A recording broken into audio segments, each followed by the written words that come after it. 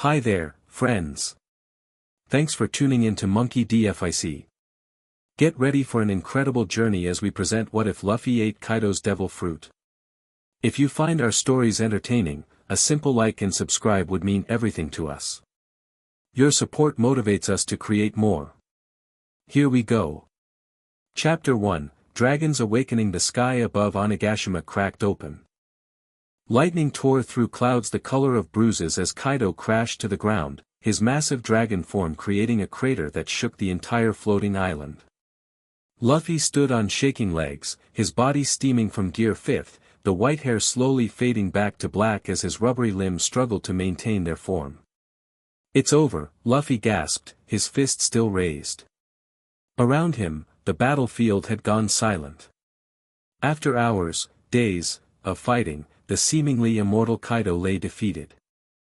Zoro limped to Luffy's side, blood-soaked bandages barely holding him together. "You actually did it. Was there ever any doubt?" Luffy grinned, though his legs buckled beneath him. Zoro caught him before he hit the ground. "Careful, Captain," Zoro muttered, supporting Luffy's weight. "You look like hell."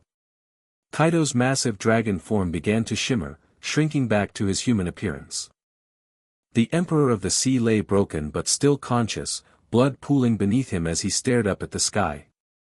"Worororo." The laugh came out as a wet gurgle. "So this is how it ends." Luffy pushed away from Zoro, staggering toward his fallen enemy.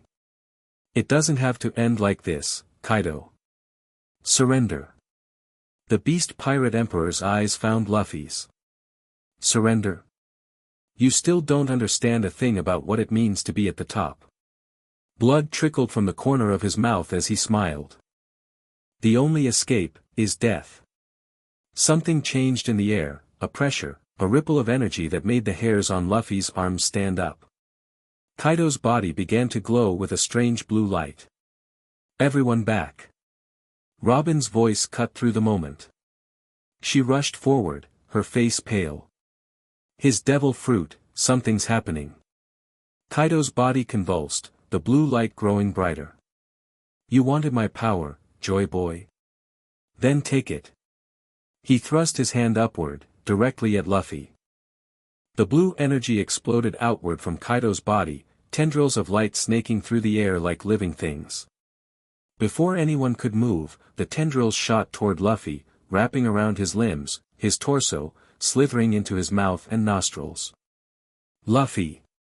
Nami screamed from somewhere behind him. Luffy tried to speak, to move, but his body wasn't responding. The blue light enveloped him completely, lifting him off his feet. Inside his chest, something burning hot and impossibly cold at the same time burrowed into his heart. Kaido's laughter echoed across the battlefield. "The world will remember this day.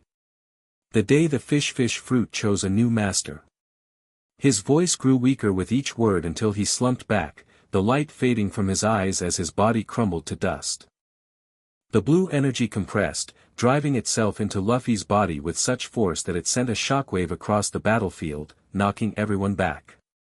Luffy's scream tore through the air as his body contorted, his skin rippling between human flesh and blue scales. Then everything went black. "Needs more water." His temperature's still rising. "That's not possible. Nobody can survive with a fever this high." "Well, he's not exactly nobody, is he?" The voices filtered through the darkness, familiar yet distant. Luffy tried to open his eyes, but his eyelids felt welded shut. His entire body burned like he'd been dropped into a volcano. Something was wrong, terribly wrong, with his insides, like they were trying to rearrange themselves. His heart rate's all over the place. "Chopper, what's happening?" Chopper's panicked voice came from somewhere close. "I don't know. It's like his body is fighting itself." Luffy managed to crack his eyes open. The world swam in a blur of colors and shapes. He made out Chopper's fuzzy form hovering over him, and beyond him, the wooden ceiling of what must be the Thousand Sunnies infirmary. "Guys!" Luffy croaked, his throat feeling like sandpaper. I'm hungry. Luffy. Several voices shouted at once. Chopper immediately transformed into Heavy Point, pushing Luffy back down as he tried to sit up. Don't move. Your body's in shock. What happened? Luffy asked, memories jumbled. Did we win? Is Wano free? Sanji's face appeared in his field of vision. Yeah, we won. But something happened with Kaido before he died. Something to do with his devil fruit. That triggered something in Luffy's memory, blue light, burning sensation, Kaido's final words. He tried to push himself up again, but his arms felt strange, like they weren't the right shape. I feel weird, he mumbled. Like I'm too big for my skin. Robin stepped forward, her face serious. Luffy, we think Kaido's devil fruit power somehow transferred to you when he died. That's impossible, Nami said from somewhere off to the side. Nobody can have two devil fruits. It would tear them apart. And yet, Robin replied, here we are. Luffy finally managed to sit up, waving off Chopper's protests. Two devil fruits. Cool. So I can turn into a dragon now? The serious expressions on everyone's faces made his grin fade. It's not that simple, Jinbei said, his deep voice rumbling from the doorway. Your body is at war with itself. The powers are trying to coexist, but... A sudden spasm ripped through Luffy's body. Pain lanced down his spine as something pushed against his skin from the inside. Everyone jumped back as blue scales erupted across Luffy's arm, his fingers elongating into claws. What the? Luffy stared at his transformed arm in shock. It's been happening randomly, Chopper explained hurriedly. Parts of you keep trying to transform. We've been trying to keep you stabilized for 3 days. 3 days? Luffy shouted, then doubled over as another wave of pain hit him. This time, his rubber powers activated simultaneously with the dragon transformation, causing his arm to stretch and twist unnaturally, scales and rubber fighting for dominance. We need to get far away from here, Frankie said, stepping into the already crowded infirmary. Marine ships were spotted near Wano. Word spreading fast about what happened. Zoro nodded. They were already coming for us after taking down Kaido. Now with, whatever this is happening to Luffy, they'll throw everything they have at us. Can you stand? Sanji asked, offering Luffy his hand. Luffy nodded, gritting his teeth against the pain as he swung his legs over the side of the bed. His partially transformed arm had reverted to normal, but his skin still crawled with the sensation of something trying to break free. I'm fine, he insisted, though his legs shook when he stood. Just need meat. Lots of meat. Everyone exchanged glances, worried, uncertain. Luffy forced a grin. Come on. It's still me. I'm just, extra rubbery dragon. Why now? Usopp snorted, breaking the tension slightly. Leave it to Luffy to make having two devil fruits sound like a minor inconvenience. Frankie clapped his giant hands together. Super. Let's get our captain fed, then we need to make our escape. I've got the Sunny ready to fly if we need it. As everyone started filing out of the infirmary, Robin stayed behind, watching Luffy carefully. What? He asked, uncomfortable under her scrutiny. I've been researching, she said quietly. There are no recorded cases of someone successfully hosting two devil fruits. The texts all say the same thing, the body tears itself apart. Luffy flexed his fingers, feeling the strange double energy coursing through him. Good thing I'm made of rubber then, huh? Hard to tear apart. Robin didn't smile. This isn't a joke, Luffy. We don't know what's happening to you. The powers might be fighting for dominance, or they might be trying to merge. Either way, I'll handle it, Luffy said firmly. I'm still gonna be king of the pirates. This doesn't change anything. Robin finally allowed herself a small smile. No, I suppose it doesn't. Not for you. She turned to leave, then paused. One more thing, you're going to need to be careful with your emotions. The transformations seem linked to your emotional state. When you were unconscious and having nightmares, your body would partially transform. Luffy nodded, though controlling his emotions had never been his strong point. As Robin left, he looked down at his hands, trying to feel the difference inside him. There was something there, something ancient and powerful, coiled alongside his familiar rubber abilities. It felt angry. Restless. All right then, he muttered to himself. Looks like I've got a dragon to tame. The Thousand Sunny cut through the waves, putting distance between them and Wano. They'd slipped away in the night, after a hasty farewell to Momonosuke, Law, Kid, and the others who had fought alongside them. The news of Luffy's condition had been kept secret from all but their closest allies. Luffy sat cross-legged on the Sunny's figurehead, his favorite spot, trying to meditate as Robin had suggested. Focus on the separate energies within you, she'd said. Try to feel where one ends and the other begins. It wasn't working very well. Sitting still had never been Luffy's strong suit, and now with two chaotic energies swirling inside him, it was nearly impossible. This is boring, he grumbled, opening his eyes and staring out at the horizon. Everything's boring to you unless it involves punching something, Zoro commented from behind him. The swordsman leaned against the railing, arms crossed. Exactly. Luffy spun around. Robin wants me to sit and think about the powers, but that's not how I learn things. Zoro raised an eyebrow. So how do you learn things? By doing them. Luffy jumped to his feet, wobbling slightly as the ship crested a wave. I need to try transforming on purpose, not just waiting for it to happen randomly. You sure that's a good idea?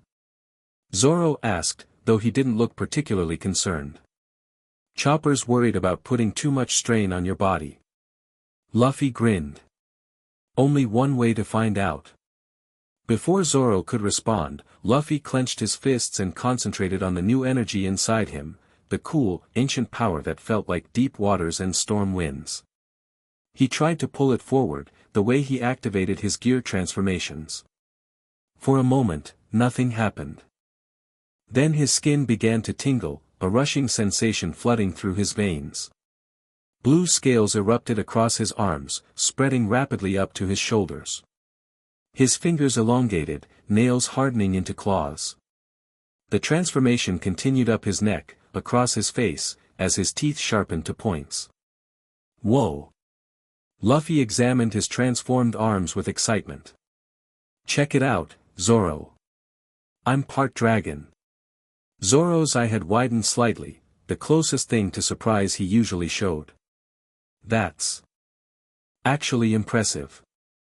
Can you control it? I think so, Luffy started, then gasped as the transformation suddenly accelerated. His back arched painfully as something pushed against his shoulder blades from within. With a sound of tearing fabric, two wing-like protrusions burst from his back, still small but growing. Luffy! Zoro pushed away from the railing, hand going to his swords out of instinct. It's fine. Luffy insisted through gritted teeth, though it clearly wasn't. His rubber powers activated simultaneously, causing his partially transformed body to stretch and contort unnaturally. I just need to, URGH. His body lurched forward as his spine elongated, threatening to transform into a tail. The conflicting energies created a visible aura around him, rubber elasticity fighting against draconic transformation. What's happening? Nami's voice came from the deck below. The commotion had drawn the attention of the entire crew. The idiot's trying to transform on purpose. Zoro called down. What? Chopper's panicked scream was followed by the sound of hooves clattering on the stairs. Luffy, stop. Your body can't handle it yet. Luffy wasn't sure he could stop now even if he wanted to. The dragon power had awakened fully and was pushing for complete transformation, while his rubber abilities stretched and snapped, trying to maintain his human form. The conflict was tearing him apart from the inside. Everyone stand back. Jinbei ordered, leaping onto the foredeck. Luffy, focus on your breathing. Find the center between the powers. Luffy tried to nod, but his neck was elongating, his face pushing forward into a snout. He could feel his bones cracking and reforming, muscle tearing and reknitting. If he weren't made of rubber, the pain would probably have knocked him unconscious. The crew watched in horror and fascination as their captain transformed before their eyes, not into Kaido's massive azure dragon, but something new, a smaller, more agile-looking dragon with rubber-like scales that stretched and contracted with each movement. His straw hat somehow remained perched between two growing horns. "Is that, still Luffy?" Usopp asked, peering from behind Frankie's massive frame. The dragon Luffy turned to look at them, eyes still recognizably his own despite their changed shape. He opened his mouth to speak, but only a garbled roar came out, sending birds scattering from the nearby islands. "I think he's still in there," Robin said, studying the transformation with fascination rather than fear. "Luffy, can you understand us?" The dragon nodded vigorously, then seemed surprised by the movement of his now elongated neck. He tried to take a step forward, but his new form was too unwieldy for the narrow space of the figurehead. He teetered for a moment, wings flapping uselessly, before toppling over the side of the ship with a startled roar. "Luffy!" multiple voices shouted as the dragon disappeared into the sea with a massive splash. Jinbei immediately dove in after him. Moments later, he surfaced with the thrashing dragon in tow, swimming powerfully despite the awkward burden. "He's still a devil fruit user," Chopper cried. "Get him on board quickly." Frankie extended his mechanical arms while Brook and Sanji lowered ropes. Together, they hauled the waterlogged dragon Luffy back onto the deck, where he collapsed in a heap of scales and rubber. "Can you change back?" Sanji asked, kneeling beside him. Dragon Luffy made a frustrated noise, then closed his eyes, concentrating. Gradually, the scales began to recede, wings shrinking back into his body, tail shortening until it disappeared. Within minutes, Luffy was himself again, though his clothes were in tatters, and he looked completely exhausted. "That," he gasped, "was awesome." The entire crew fell over in exasperation. "You almost drowned," Nami shouted, bonking him on the head. "But I can turn into a dragon," Luffy countered, as if that clearly outweighed any near-death experience. Chopper pushed through the group, medical bag in hand. "Let me check your vitals." That transformation could have done serious internal damage. Luffy submitted to the examination, though he couldn't stop grinning. "Did you guys see those wings? Once I figure out how to use them properly, I'll be able to fly." "Assuming you don't tear yourself apart first," Zoro pointed out bluntly. The transformation was incomplete, Robin observed. "Not as large as Kaido's dragon form." "Maybe because the powers are still competing," Jinbei suggested, wringing water from his clothes. "Neither fully expressing itself." Luffy looked down at his hands, flexing his fingers. The sensation of scales just beneath his skin remained, like an itch he couldn't scratch.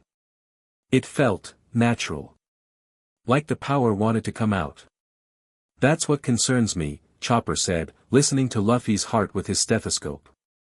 "Your heart rate is dangerously elevated, and your body temperature is still abnormally high. I don't think you should attempt another transformation until we understand what's happening to you." Luffy pouted but didn't argue. The transformation had taken more out of him than he wanted to admit. Every muscle ached, and a bone-deep exhaustion was settling in. "Fine," he conceded. "But I'm still hungry." Sanji sighed. "I'll make you something. Try not to turn into a dragon in my kitchen." As the crew dispersed to their duties, Robin lingered behind with Luffy. "There's something else you should know," she said quietly. "The Marines have issued a new bounty for you." She handed him a freshly printed wanted poster. Luffy's eyes widened as he saw the amount, 5 billion berries, and the new title beneath his name, Dragon Emperor, Monkey D. Luffy. Whoa! My bounty went up again. They're calling you a category-breaking threat now, Robin explained. Word has somehow gotten out about what happened with Kaido's devil fruit. The world government has deployed a special science division to capture you, dead or alive. Luffy crumpled the poster carelessly. Let them try. No one's taking my freedom away. Robin studied him carefully. It may not be just the world government we need to worry about. If others learn you've somehow managed to control 2 devil fruits, then they'll come after me too, Luffy finished. He grinned, but there was a hardness in his eyes now. Guess I'd better get this dragon thing under control fast, huh? Before Robin could respond, the ship's alarm bell rang out. Usopp's voice carried from the crow's nest, marine ships at 3 o'clock. 5 of them, and they're closing fast. Luffy jumped to his feet, fatigue forgotten. Perfect timing. I was getting bored. Robin smiled despite herself. Some things never changed, even with 2 devil fruits. The marine vessels approached in formation, 4 destroyers surrounding a larger science vessel bristling with strange equipment. The Thousand Sunny changed course, catching a favorable wind thanks to Nami's navigation skills, but the marine ships adjusted their trajectory, clearly determined to intercept. They're not just passing by, Frankie observed from the helm. They're specifically after us. Luffy stood at the railing, watching the approaching ships with excitement rather than concern. Then we'll just have to show them why that's a bad idea. Luffy, no, Nami said firmly. No transformations, remember? We don't know what could happen if you push yourself again so soon. Luffy frowned. But we can't outrun them forever. And I want to see what this new power can do in a real fight. Your regular powers are plenty, Sanji pointed out. We've handled worse than a few marine ships. Usopp called down from above, they're launching something. Not cannonballs, some kind of rockets? Multiple streaks of light shot from the marine vessels, arcing through the air toward the Sunny. As they approached, the projectiles split open, releasing nets of shimmering material. Sea prism nets. Jinbei shouted. Everybody move. The crew scattered as the nets descended. Zoro slashed one to pieces before it could land, while Sanji kicked another off course. Brook froze a third with his soul powers. But there were too many. One of the nets caught the edge of the ship, its weighted edges securing it to the deck. They're trying to immobilize the Sunny. Frankie yelled, already moving to disengage the net with his mechanical hands. More rockets launched from the marine vessels, these ones trailing what looked like harpoons connected to heavy chains. They're trying to board us. Robin realized. This isn't a normal capture attempt, they're being careful not to damage the ship. Or Luffy. Luffy's eyes narrowed. They want to take me in for study. It wasn't a question. The largest marine vessel, the science ship, had moved into position, revealing a massive cannon-like device on its forward deck. Energy crackled around its barrel as it powered up, aimed directly at the Sunny. Everyone brace yourselves. Jinbei warned. The cannon fired, but instead of a projectile, it released a pulse of blue-tinged energy that washed over the ship. When it hit Luffy, he stumbled, a strange sensation washing through him, like his devil fruit powers were being suppressed, but not entirely. What was that? He gasped, feeling the dragon energy within him writhing uncomfortably. Devil fruit suppression technology, Robin explained, helping him stay upright. They've been developing it since Vegapunk's early experiments. It's not working right, Luffy noted, feeling his rubber powers still functioning, though weakened. I feel weird, but I can still stretch. He demonstrated by extending his arm, though the movement was sluggish. The dual powers must be interfering with their technology, Chopper theorized. It wasn't designed to handle 2 fruits at once. The marine ships were closing in now, marines visible on the decks, weapons ready. On the command ship's bridge, a figure in a white coat observed through binoculars. Looks like they're getting serious, Zoro commented, tying his bandana around his head in preparation for battle. Luffy stepped forward, ignoring Nami's protests. "Let me handle this." "Luffy, you can't," Chopper began. "I'm not going to fully transform," Luffy assured them. "Just, try something." Before anyone could stop him, Luffy focused on the conflicting energies within him. Instead of trying to let one dominate as he had before, he attempted to direct them both simultaneously, rubber and dragon working together rather than against each other. His arms transformed first, scales erupting along the rubber skin without changing its elasticity. His hands became clawed but remained capable of stretching.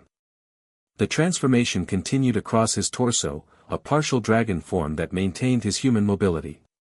"Whoa," Usopp breathed. "That's actually kinda cool." Luffy grinned, sharp teeth glinting. "Right?" He bounced experimentally on the deck, finding that his partially transformed legs still had their spring-like qualities. "Let's test this out." Before anyone could stop him, Luffy launched himself into the air, directly toward the nearest marine vessel. Jumyu no." He began, but as he stretched his arm back, scales rippled along the elongating limb, blue energy crackling around his fist. "Dragon. Pistol." The impact when his fist connected with the marine ship's hull was unlike anything he'd experienced before. His rubber punch, enhanced by the dragon power, didn't just dent the metal, it tore through it completely, ripping a massive hole in the side of the vessel. Water immediately began pouring in as Marines scrambled in panic. Luffy landed on the ship's deck, staring at his scaled, smoking fist in amazement. That was awesome. Marines surrounded him, sea prism weapons at the ready, but hesitated at the sight of his transformed appearance. Luffy didn't give them time to recover from their shock. Jumyu no dragon whip. His leg stretched and swept across the deck, scales hardening the impact, sending Marines flying overboard. On the Sunny, the crew watched in astonishment as Luffy single-handedly devastated the marine vessel. "His powers, they're working together," Robin observed. "Not fighting each other anymore." "But for how long?" Chopper worried. "His body can't sustain that kind of strain indefinitely." Luffy leapt from the sinking destroyer to the next ship, his movements fluid despite the partial transformation. As he landed, however, a net of sea prism stone caught him from behind, thrown by a marine who had anticipated his jump. The sea prism immediately weakened him, causing his transformation to flicker. Marines closed in, specialized cuffs ready. "Luffy!" Zoro shouted from the Sunny, already preparing to jump to his captain's aid. Before he could, Luffy let out a roar of frustration, a sound that was distinctly inhuman. The dragon energy surged, fighting against the sea prism's effects. To everyone's shock, the blue scales spread further across his body, the transformation deepening despite the sea prism contact. "That's impossible," Nami gasped. "Sea prism stone should suppress devil fruit powers. Unless..." Robin's eyes widened. "Unless the dragon fruit is somehow adapting, evolving beyond normal limitations." On the marine vessel, Luffy's body contorted as the transformation accelerated. The sea prism net began to smoke where it touched his scales, the material actually deteriorating under the contact. "What the hell is he?" one marine cried as Luffy broke free, his body now more dragon than human, yet still maintaining his rubber properties. Luffy didn't answer. His eyes had taken on a feral quality, the dragon seemingly in control. He opened his mouth and breathed out a stream of blue flame that scorched the deck and sent Marines diving overboard. "This is bad," Jinbei muttered. "He's losing himself to the transformation." "Luffy!" Nami shouted across the water. "Remember who you are." The dragon Luffy paused, head tilting toward the sound of her voice. For a moment, something familiar flickered in those reptilian eyes. On the science vessel, the white-coated figure barked orders. The large cannon powered up again, this time glowing red instead of blue. It fired, hitting Luffy directly with a beam of crimson energy. Luffy's roar of pain echoed across the water. The dragon aspects of his transformation began to flicker and fade, scales receding, wings shrinking. He dropped to his knees on the burning deck, reverting to his human form. "They've found a frequency that destabilizes the dragon fruit specifically," Robin realized.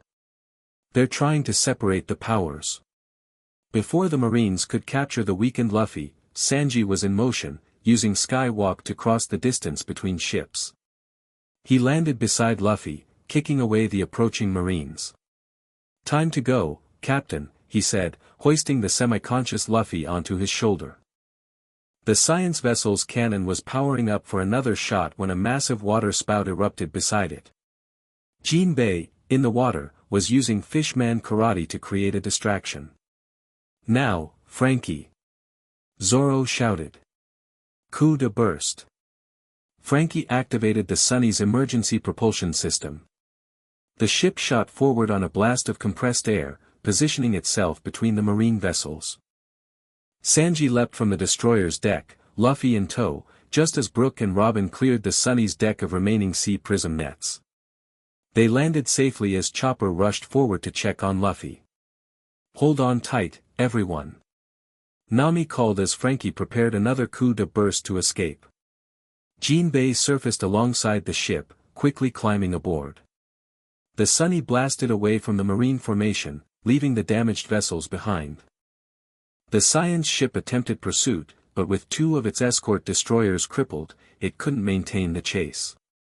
Miles away, when they were confident they'd escaped, the Straw Hats gathered in the Sunny's infirmary once again. Luffy lay on the bed, conscious but weakened, as Chopper examined him.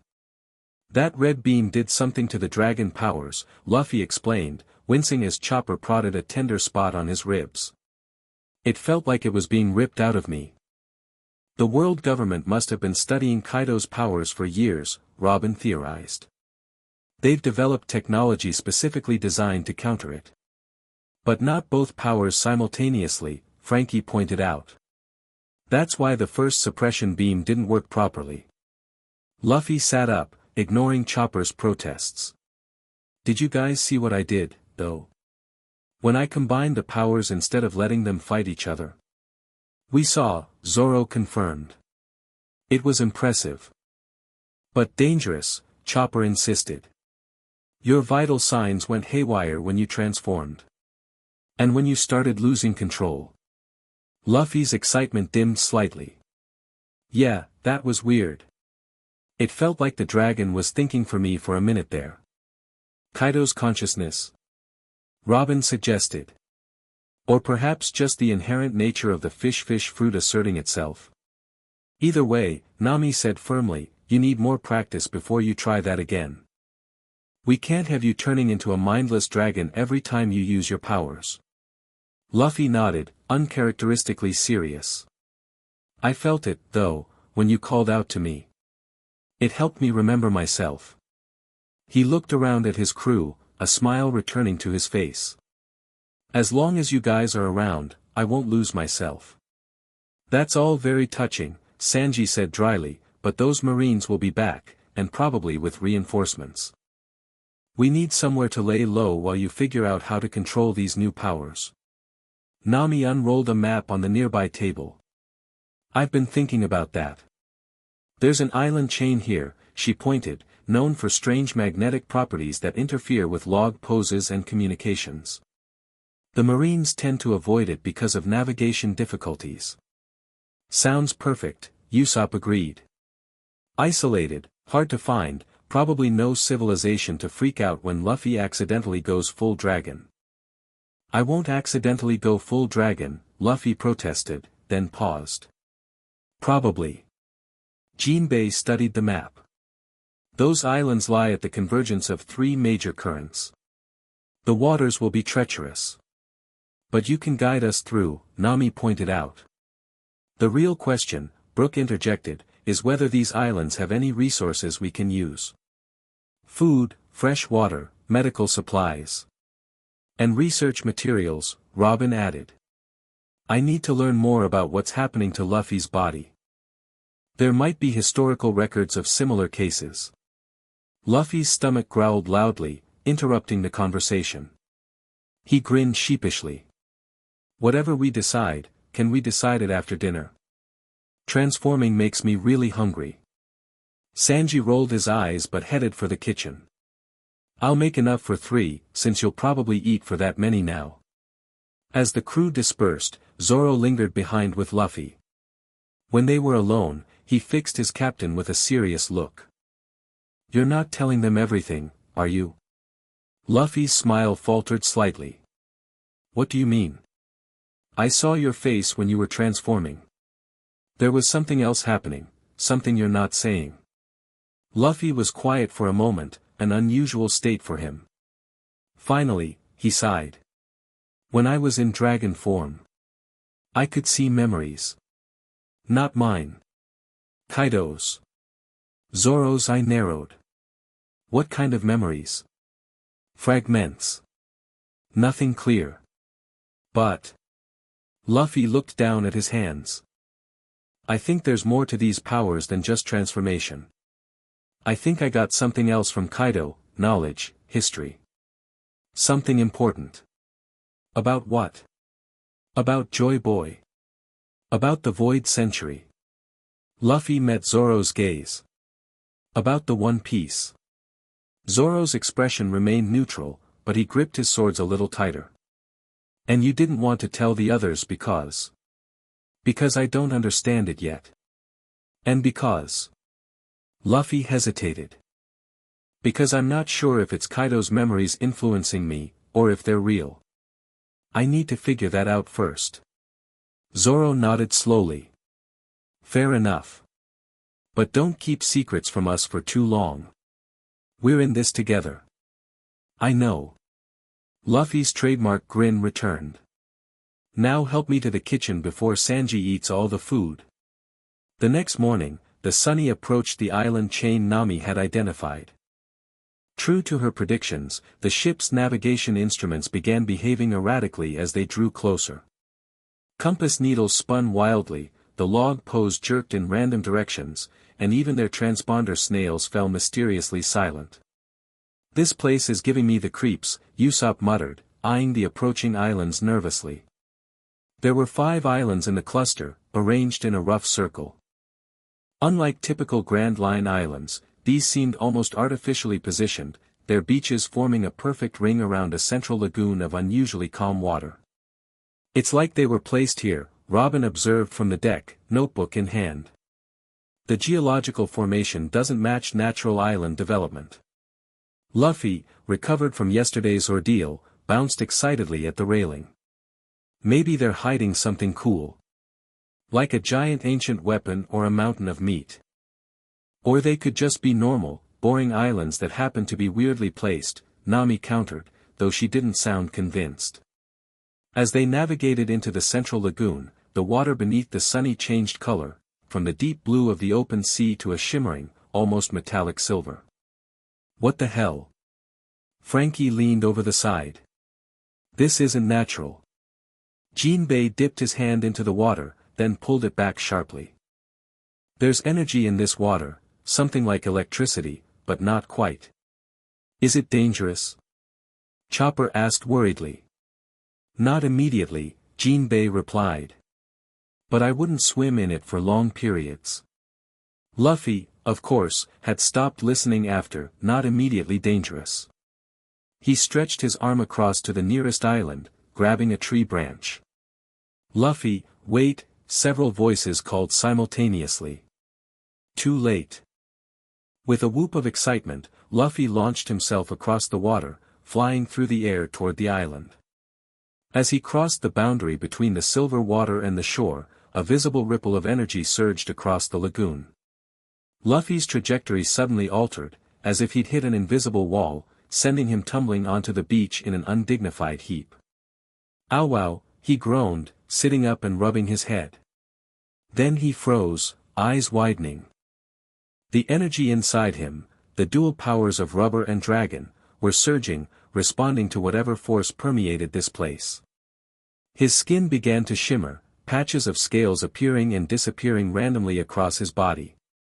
Guys, he called back to the ship, voice slightly panicked. Something weird is happening. Before anyone could respond, the ground beneath Luffy trembled. The beach around him shifted, sand falling away to reveal intricate patterns carved into stone beneath, patterns that were beginning to glow with the same metallic silver as the lagoon water. Simultaneously, similar patterns appeared on the beaches of all 5 islands, creating a massive, interconnected design visible from above, a 5-pointed star with the sunny at its center. "This is bad," Robin stated calmly, though her expression had grown tense. "These are activation glyphs." Luffy triggered some kind of ancient mechanism. The silver water began to churn, a whirlpool forming in the lagoon's center. The Sunny was pulled toward it, despite Frankie's attempts to steer away. On the island, Luffy scrambled to his feet, his body flickering more rapidly between human and dragon aspects. "What's happening to me?" he shouted over the growing roar of the whirlpool. "The energy in this place is resonating with your devil fruits." Robin called back. "It's accelerating the integration process." "Is that good or bad?" Luffy managed to ask before doubling over in pain. Robin didn't answer, couldn't answer. None of them knew. The whirlpool widened, pulling the Sunny into a perfect circular path around its edge. The 5 islands trembled, the glowing patterns pulsing in rhythm, like a heartbeat. And at the center of it all, Luffy writhed on the beach as blue energy crackled around him. "We need to get him back on the ship," Sanji shouted, preparing to leap across. "Wait." Jinbei held him back. "Look." The energy surrounding Luffy was changing, the chaotic flickering between forms steadying into something more controlled. He straightened slowly, his body settling into a new form, not fully human, not fully dragon, but a perfect hybrid. Blue scales covered his arms and parts of his torso, small wings extended from his back, and his eyes glowed with internal fire, but his overall shape remained human. Most importantly, he was standing steady, apparently in control. "Whoa," Luffy breathed, looking down at himself in amazement. "This is different." The whirlpool suddenly collapsed, the silver water rushing back to fill the void. As it settled, the glowing patterns on the islands dimmed but didn't disappear completely. The Sunny stabilized, no longer pulled by the current. Luffy stretched his arm, still scaled but perfectly elastic, and pulled himself back to the ship, landing smoothly on the deck. Everyone stared at his new appearance. "You look..." Nami began. "Badass." Usopp finished enthusiastically. Luffy grinned, showing slightly pointed teeth. "I feel different. The powers aren't fighting anymore, they're working together." "The energy in this place must have accelerated the integration process," Robin theorized, circling Luffy to examine his transformation. "It's as if these islands were designed for exactly this purpose."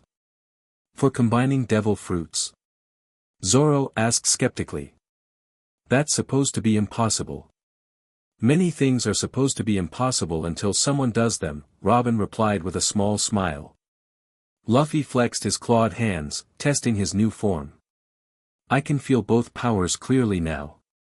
And I can control them." To demonstrate, he extended his rubber arm while simultaneously coating it with hardened dragon scales, then retracted it normally. "No pain, no strain. Your vital signs." Chopper had rushed over with his medical equipment and was checking Luffy with wide eyes. "They're perfect. Better than perfect, actually. It's like your body has fully adapted to both devil fruits. See? I told you guys it would work out." Luffy laughed, slapping Chopper on the back and nearly sending the small reindeer flying across the deck. "Oops, sorry," he winced, clearly still adjusting to his enhanced strength. "Let's not celebrate too early," Nami cautioned, though she was smiling. "We still need to understand what this place is and why it affected your powers this way.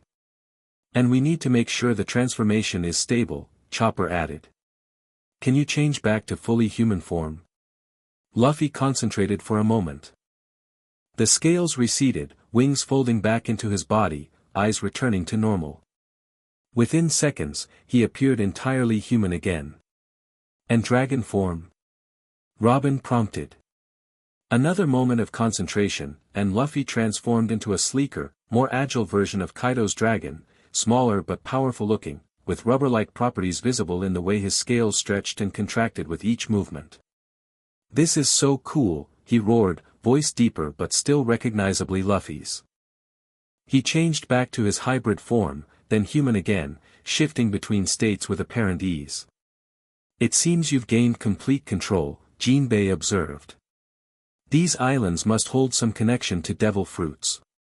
Or to something even older," Robin mused, looking at the still faintly glowing patterns on the beaches. "I need to study these markings. They look similar to some poneglyphs, but different, more ancient." Luffy, back in human form, bounded to the railing. "Let's explore. Maybe there's more cool stuff on the islands." "Hold on," Nami grabbed the back of his shirt. "We need to be careful. This place clearly has powerful effects. We should make a plan before rushing in." "But plans are boring," Luffy pouted. "Plans keep us alive," Nami countered firmly. Before they could argue further, a shadow passed overhead, massive and winged. Everyone looked up to see a figure soaring above the lagoon, circling the Sunny Dragon. Usopp gasped, reaching for his slingshot. "No," Zoro's hand went to his swords. "Something else." The figure descended, landing on the Sunny's deck with enough force to make the ship rock. It resembled a man in some ways, but with wings like a pteranodon, scaled skin, and an elongated face somewhere between human and reptile. He wore elaborate robes decorated with symbols similar to those on the beaches. "Welcome, bearer of dual fruits," the creature spoke, voice resonant and ancient-sounding. "We have been waiting for you." "Who the hell are you?" Sanji demanded, stepping protectively in front of Nami and Robin. The winged figure bowed slightly. "I am the Guardian, keeper of the Font of Powers. And you," he turned to Luffy, "have triggered the convergence for the first time in 5 centuries. Luffy blinked, then grinned widely. "Cool. What's a convergence?" The Guardian studied him with ancient eyes. "The merging of disparate devil fruit energies within a single vessel. It should be impossible, yet here you stand." He circled Luffy, examining him with obvious interest. "Curious. One fruit of elemental nature, one of zoological. An unusual combination." Robin stepped forward. "You speak as if you've seen this before." "Not precisely this," the Guardian replied. "But similar events, yes. These islands were created for this purpose, to facilitate what cannot occur naturally." "Created by whom?" Jinbei asked. The Guardian's expression shifted, becoming more guarded. "By those who first understood the nature of the fruits. Before the Void Century. Before the Great Kingdom fell." Luffy's eyes widened. "The Great Kingdom? You know about that?" "I know many things, young fruit-bearer," the Guardian replied enigmatically. "Including that your arrival here was not accident but destiny. The powers you now carry have chosen you for a purpose." "And what purpose is that?" Zoro asked skeptically, hands still resting on his swords. The Guardian looked at each of them in turn, his ancient gaze lingering longest on Luffy. "To restore what was lost. To fulfill the promise made by Joy Boy." A shiver ran through the crew at the mention of that name. Luffy stepped forward, suddenly serious. "You know about Joy Boy? About the One Piece?" "I know fragments, as do you now," the Guardian replied. The memories carried within Kaido's fruit, glimpses of truth he never fully understood. "How do you know about that?" Luffy asked, surprised. "The fruits remember, young one. They carry echoes of all who have wielded them." The Guardian gestured to the islands around them. This place was designed to access those memories, to help the bearer understand their inheritance. "So these islands can help Luffy unlock Kaido's memories about Joy Boy and the Void Century?" Robin asked, eyes gleaming with scholarly excitement. "Yes, among other things." The Guardian turned back to Luffy. But be warned, such knowledge comes with great risk. The world government has sought for centuries to suppress these truths. Now that you carry dual fruits, you represent their greatest fear, the return of powers not seen since the ancient kingdom fell. Frankie crossed his massive arms. So these islands can basically supercharge devil fruit users? Not all, the Guardian corrected. Only those rare few capable of housing multiple fruit energies. In all my centuries of watching, I have seen perhaps 5 such individuals.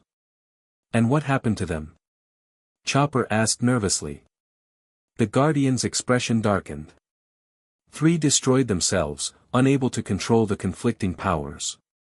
1 used his abilities to devastate nations before being sealed away. And 1. He paused, looking directly at Luffy. 1 became the founder of the line that eventually produced Joy Boy himself. Silence fell across the deck as everyone processed this information. Finally, Luffy spoke. So what happens now? Do I get some kind of training? Secret ancient knowledge? A map to the One Piece? Despite the gravity of the situation, several crew members couldn't help but smile at Luffy's straightforward approach. Now, the Guardian said, you must make a choice. These islands can help you fully master your dual nature, but doing so will alert powerful forces to your presence here. The world government has technologies that can detect the energy signatures of this place when active. Those marine ships that attacked us, Robin realized. They weren't tracking us by chance. They were following energy readings from Luffy's partial transformation. The Guardian nodded. The scientists of the world government have rediscovered much of the ancient knowledge, though they understand little of its true significance. So if Luffy trains here, we'll have the entire navy on our doorstep, Nami concluded grimly. Sounds like a normal Tuesday to me, Zoro commented dryly. Luffy cracked his knuckles. I say we do it. I need to control these powers properly, and I want to know what Kaido knew about the One Piece. The Guardian observed him thoughtfully. Your confidence is admirable, but perhaps misplaced. The forces that will come for you include those beyond the Marines, ancient powers awakening in response to the convergence. Are you prepared to face them? He won't face them alone, Sanji said firmly. Each crew member nodded in agreement. Luffy grinned at his friends, then turned back to the Guardian with determination in his eyes. We're the Straw Hat Pirates. We're going to find the One Piece and change the world. If these islands can help us do that, then we're staying. The Guardian studied him for a long moment, then smiled, a strange expression on his reptilian face. Then let the training begin.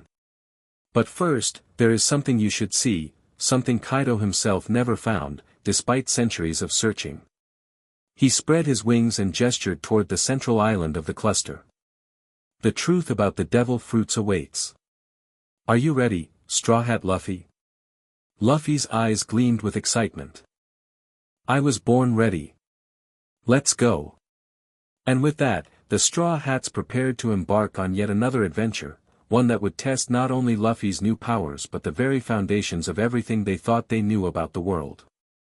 Chapter 2, Scales and Storms. Luffy stood at the center of the largest island, his body halfway between human and dragon form. Blue scales covered his arms and chest, small wings extended from his back, but his face remained mostly human apart from slitted pupils and slightly pointed teeth. Around him, the ancient stone circle glowed with silver energy as the Guardian circled overhead. Focus. The Guardian's voice boomed. The transformation is not just physical, it's spiritual. Feel the connection between the fruits. I'm trying. Luffy shouted back, sweat dripping down his scaled forehead. But it's like trying to ride 2 sea kings at once. 3 days had passed since they'd arrived at the mysterious island chain. The Straw Hats had established a base camp near the central lagoon while Luffy trained with the Guardian.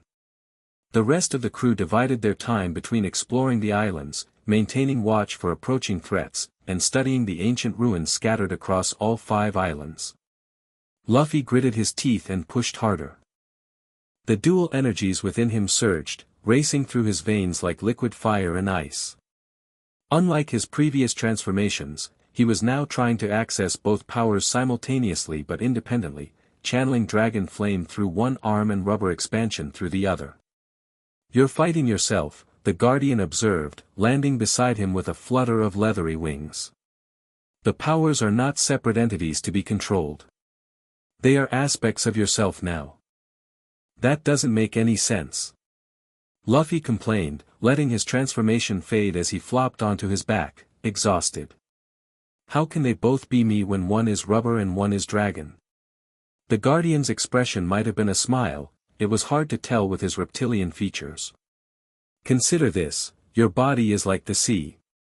The devil fruits are like different currents within that sea. Separate, yet part of the same whole." Luffy squinted up at him. "So I need to be the sea." "You need to stop thinking of yourself as Luffy with powers and start thinking of yourself as simply Luffy, who happens to have multiple aspects." From the edge of the stone circle, Zoro snorted. "Good luck with that. Overthinking isn't exactly his specialty." "Hey!" Luffy protested, sitting up. "I can overthink things. Watch me." He scrunched his face in an exaggerated expression of concentration, causing Zoro to roll his eye. The Guardian sighed. "Perhaps we are approaching this incorrectly. Let us try something more instinctual." Without warning, he lunged at Luffy, claws extended. Luffy reacted instantly, his body shifting into hybrid form as he dodged backward. His rubber arm stretched to grab a nearby boulder, yanking himself out of range while simultaneously breathing a small jet of blue flame that forced the Guardian to veer off. "See?" the Guardian said, landing gracefully. "When you don't think about the powers separately, they work in harmony." Luffy blinked, looking down at his transformed body. "I did it without thinking." "Exactly," the Guardian nodded. "Your conscious mind struggles to unify what it perceives as separate, but your instincts understand the truth, these powers are now just different expressions of yourself." Zoro pushed off from the tree he'd been leaning against. "So he just needs to fight more. That's something he actually understands." "I do understand fighting." Luffy agreed enthusiastically, bouncing to his feet. "Let's do more of that." The Guardian tilted his head, considering.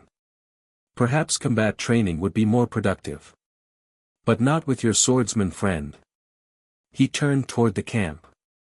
"I believe your navigator would be the more appropriate partner at this stage." "Nami?" Luffy and Zoro asked simultaneously, equally confused. "Yes. Summon her here." Nami was bent over a makeshift table outside their camp, carefully drawing a map of the island chain. Robin sat nearby, surrounded by rubbings of the strange symbols they'd found engraved on stones throughout the islands. "These markings keep referencing something called the Font of Powers," Robin noted, comparing several sheets.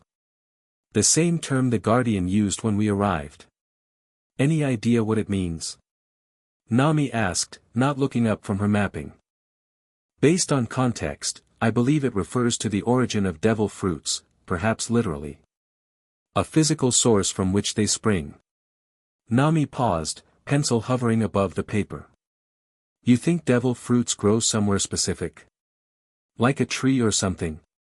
"It's possible. The text suggests a central point of creation, though the location is described in metaphorical terms, beyond the veil of storms and beneath the dragon's breath." "Helpful," Nami remarked dryly. Their conversation was interrupted by Usopp's arrival. "The Guardian's asking for you, Nami. Something about training with Luffy." Nami frowned. "Me? Why would he need me for training? I can't exactly spar with Monster Luffy." "Didn't say," Usopp shrugged. "But he seemed pretty insistent." Sighing, Nami set down her pencil. "Fine. But if Luffy breaks any of my equipment with his dragon nonsense, I'm adding it to his debt." When she arrived at the stone circle, Luffy was back in his hybrid form, looking equal parts excited and confused. The guardian beckoned her forward. Your captain possesses power over weather now, he explained without preamble. The Azure Dragon commands wind, rain, lightning, elements you yourself work with. You will help him control these aspects. Nami looked skeptical. I manipulate weather with science and technology. That's completely different from whatever Luffy does. Is it? The Guardian challenged. Your understanding of atmospheric conditions is intuitive as well as learned. You feel the changes in pressure, temperature, humidity, just as he must learn to do. I've spent years studying meteorology, Nami protested. Luffy can barely remember which way is north. Hey! Luffy complained. I know north is, that way. He pointed in a completely random direction. Nami rolled her eyes. My point exactly. The Guardian remained unperturbed. Nevertheless, your knowledge will guide him. And his abilities may enhance yours in ways you haven't imagined. With that cryptic statement, he spread his wings. I will return at sundown. Begin with simple exercises, creating wind, then rain. Nothing more advanced until he masters the basics. He launched himself skyward, leaving them standing awkwardly in the stone circle. So. Luffy grinned. Teach me weather stuff. Nami sighed heavily. I don't even know where to start. Can you actually control weather in that form? Dunno. Haven't tried much yet, Luffy admitted. Kaido could make those flame clouds that made the island float, and he could make storms and stuff. Let's start simple then, Nami decided, professional curiosity overcoming her skepticism. Try to create a breeze, just a small one. Luffy's face scrunched in concentration. He took a deep breath, then exhaled forcefully, sending a gust of wind strong enough to nearly knock Nami off her feet. Too much, she shouted, grabbing her hat before it blew away. I said a breeze, not a hurricane. Sorry. Luffy laughed, not looking sorry at all. I don't really do small. Nami straightened her clothes with a huff. That's the problem. Weather manipulation requires subtlety, something you're not exactly known for. I can do subtle. Luffy protested, then paused. What's subtle mean again? It means, Nami stopped herself, a new approach occurring to her. Actually, forget subtle. Think about how you control your rubber powers. You don't always stretch at full power, right? Sometimes you just reach for something nearby instead of punching through a wall. Luffy nodded. Yeah, different stretches for different things. Exactly. So think of wind the same way. Different strengths for different purposes. Understanding dawned on Luffy's face. Oh. Like when I'm grabbing a piece of meat versus punching a bad guy. Sure, let's go with that analogy, Nami agreed. Now try again. Think grabbing meat, level of wind, not punching Kaido level. Luffy closed his eyes, focusing. This time, when he exhaled, a gentle breeze flowed around them, ruffling Nami's hair without disarranging it. I did it, he crowed, opening his eyes. That's actually pretty good, Nami admitted, genuinely impressed. She pulled out a small handheld anemometer from her pocket and checked the reading. Consistent 5-knot wind. Perfect sailing breeze. Now let's try something bigger. Luffy said excitedly. No, wait, Nami began, but Luffy was already inhaling deeply. The wind picked up dramatically, swirling around them in a vortex that lifted fallen leaves and small stones into the air. Instead of chaotic, however, it was surprisingly controlled, a perfect spiral with them at the center, where the air remained calm. Nami stared in amazement as her hair floated around her face despite the windstorm surrounding them. Her meteorological instruments went crazy, readings shifting in patterns she'd never seen in natural weather systems. This isn't just wind, she realized aloud. You're creating a precisely balanced low-pressure system. Luffy, concentration etched on his face, managed a strained smile. Is that good? It's incredible, she breathed, professional excitement overtaking her initial skepticism. You're instinctively doing what would take complex calculations and equipment to achieve. The wind died down gradually as Luffy exhaled. It feels natural, he explained. Like stretching but with the air instead of my body. Nami's mind raced with possibilities. Can you feel atmospheric conditions? Pressure differences, humidity, temperature gradients? Luffy tilted his head, considering. I didn't think about it before, but yeah.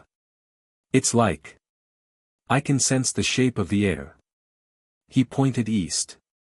There's a warmer spot over there where the sun's been hitting that black rock. And up there, he pointed to a seemingly clear sky, there's moisture gathering. Probably rain tomorrow morning. Nami checked her instruments, confirming his observations with increasing astonishment. That's exactly right. How far can you sense? Luffy closed his eyes, focusing outward. Several miles at least. There's a storm system approaching from the northwest. Big one. Lots of lightning. That can't be right, Nami frowned, checking her barometer. All my readings indicate clear weather for at least. She stopped as the barometer needle suddenly dropped. That's impossible. Pressure doesn't change that quickly unless a dragon's controlling it, Luffy finished with a grin. Nami's eyes widened. Are you doing this? Creating a storm system miles away? Not creating, Luffy corrected. Just, encouraging what's already there. The storm was coming anyway, but I sort of, pulled it closer. That's. Nami struggled for words, her scientific mind reeling at the implications. That's beyond any weather manipulation I've ever seen. Wanna make it rain? Luffy asked, eyes gleaming with mischief. Before she could answer, a droplet hit her nose. Then another. Within seconds, a gentle shower fell directly over the stone circle while the surrounding areas remained dry. Localized precipitation, Nami muttered, taking readings frantically. Perfect control over condensation rates and, she stopped, noticing Luffy was simply enjoying the rain, face turned upward with a childlike joy that was so quintessentially him despite his draconic appearance. A laugh bubbled up from her chest. Here she was, trying to analyze and categorize while Luffy just experienced the wonder of it. This is amazing, Luffy, she admitted, letting her instruments drop to her sides. You're like a walking weather system. He beamed at her praise.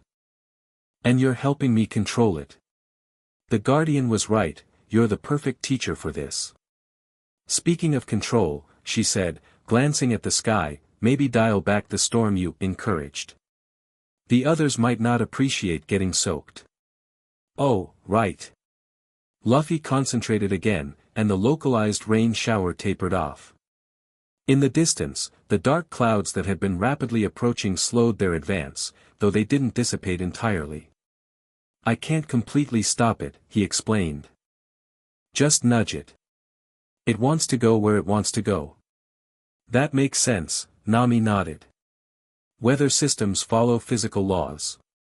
You're influencing them, not completely overriding nature. Like being rubber, Luffy said thoughtfully. I can stretch, but I still have to follow certain rules. Can't stretch forever, can't make myself disappear. Nami stared at him. That's, actually a perfect analogy. And surprisingly insightful. I have my moments, he grinned. Well, in that case, let's see what else you can do. Try creating a temperature differential between your hands, make one hot and one cold. For the next few hours, they experimented with Luffy's weather abilities.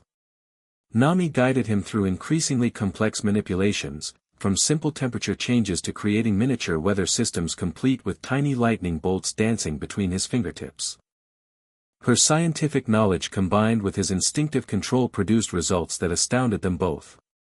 By late afternoon, Nami was mapping air currents around the entire island chain using Luffy's sensory abilities, creating the most detailed meteorological chart she'd ever produced. When Sanji came to call them for dinner, he found them sitting back to back in the stone circle, Nami rapidly sketching while Luffy, eyes closed, murmured details about pressure systems and moisture levels miles away. "You two look cozy," Sanji observed, a hint of jealousy in his voice. Nami looked up, blinking as if coming out of a trance. "Sanji. You wouldn't believe what we've discovered. Luffy can sense atmospheric conditions over enormous distances. We've mapped weather patterns across an area that would normally take weeks to survey."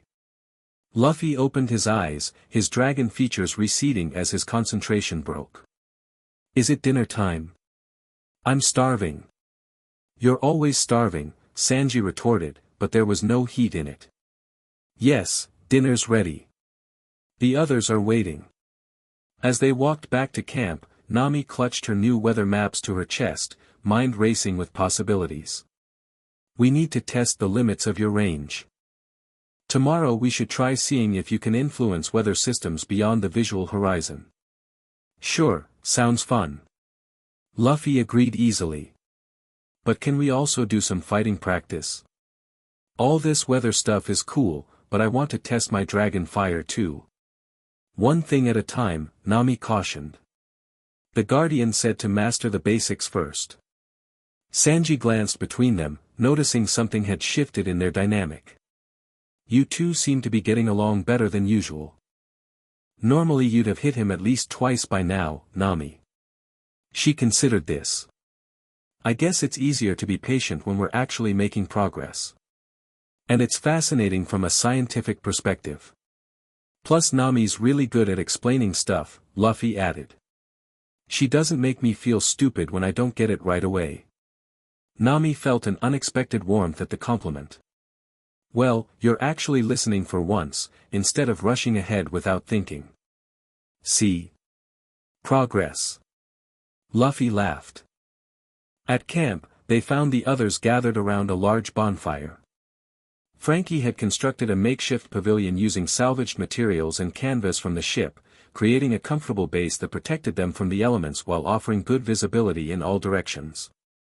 "There they are," Usopp called as they approached. "The weather wizard's return." Robin looked up from her notes. "How was the training?" "Incredible," Nami answered, spreading her maps on the central table. "Luffy has sensory abilities I've never seen before. He can detect atmospheric conditions miles away with pinpoint accuracy. More importantly," Luffy interrupted, "I can do this." He inhaled deeply and exhaled a small jet of blue flame that lit a nearby torch. "Indoor voice, indoor flames," Jinbei reminded him mildly as Chopper jumped back with a yelp. "Sorry," Luffy grinned, not looking sorry at all. "But I'm getting better at controlling it."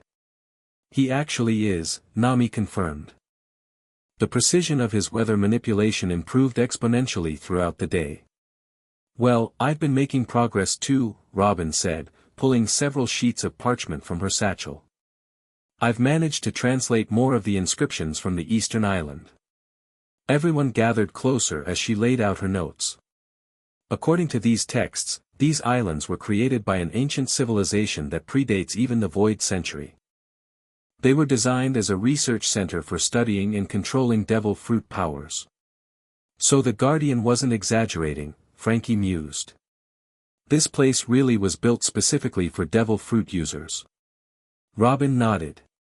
"The inscriptions refer to something called the Awakening Chambers, spaces designed to accelerate the development of devil fruit abilities. I believe the stone circle where Luffy's been training is one such chamber." "That explains the energy I feel when I'm there," Luffy said. "Like my powers are more awake." "Precisely," Robin confirmed. "But there's more. The texts mention specialized chambers for different types of fruits, Zoan, Paramecia, Logia, and even a central facility for what they call convergence. The dual devil fruit thing," Zoro surmised. "Yes. It seems this civilization was actively experimenting with combining fruit powers in a single host. But why?" Chopper wondered. "And how did they prevent the users from being torn apart by conflicting energies?" Robin's expression grew more serious. That's where things get concerning. The inscriptions suggest they weren't always successful. Many subjects died in the process. They were searching for specific combinations, trying to recreate something they called the original power.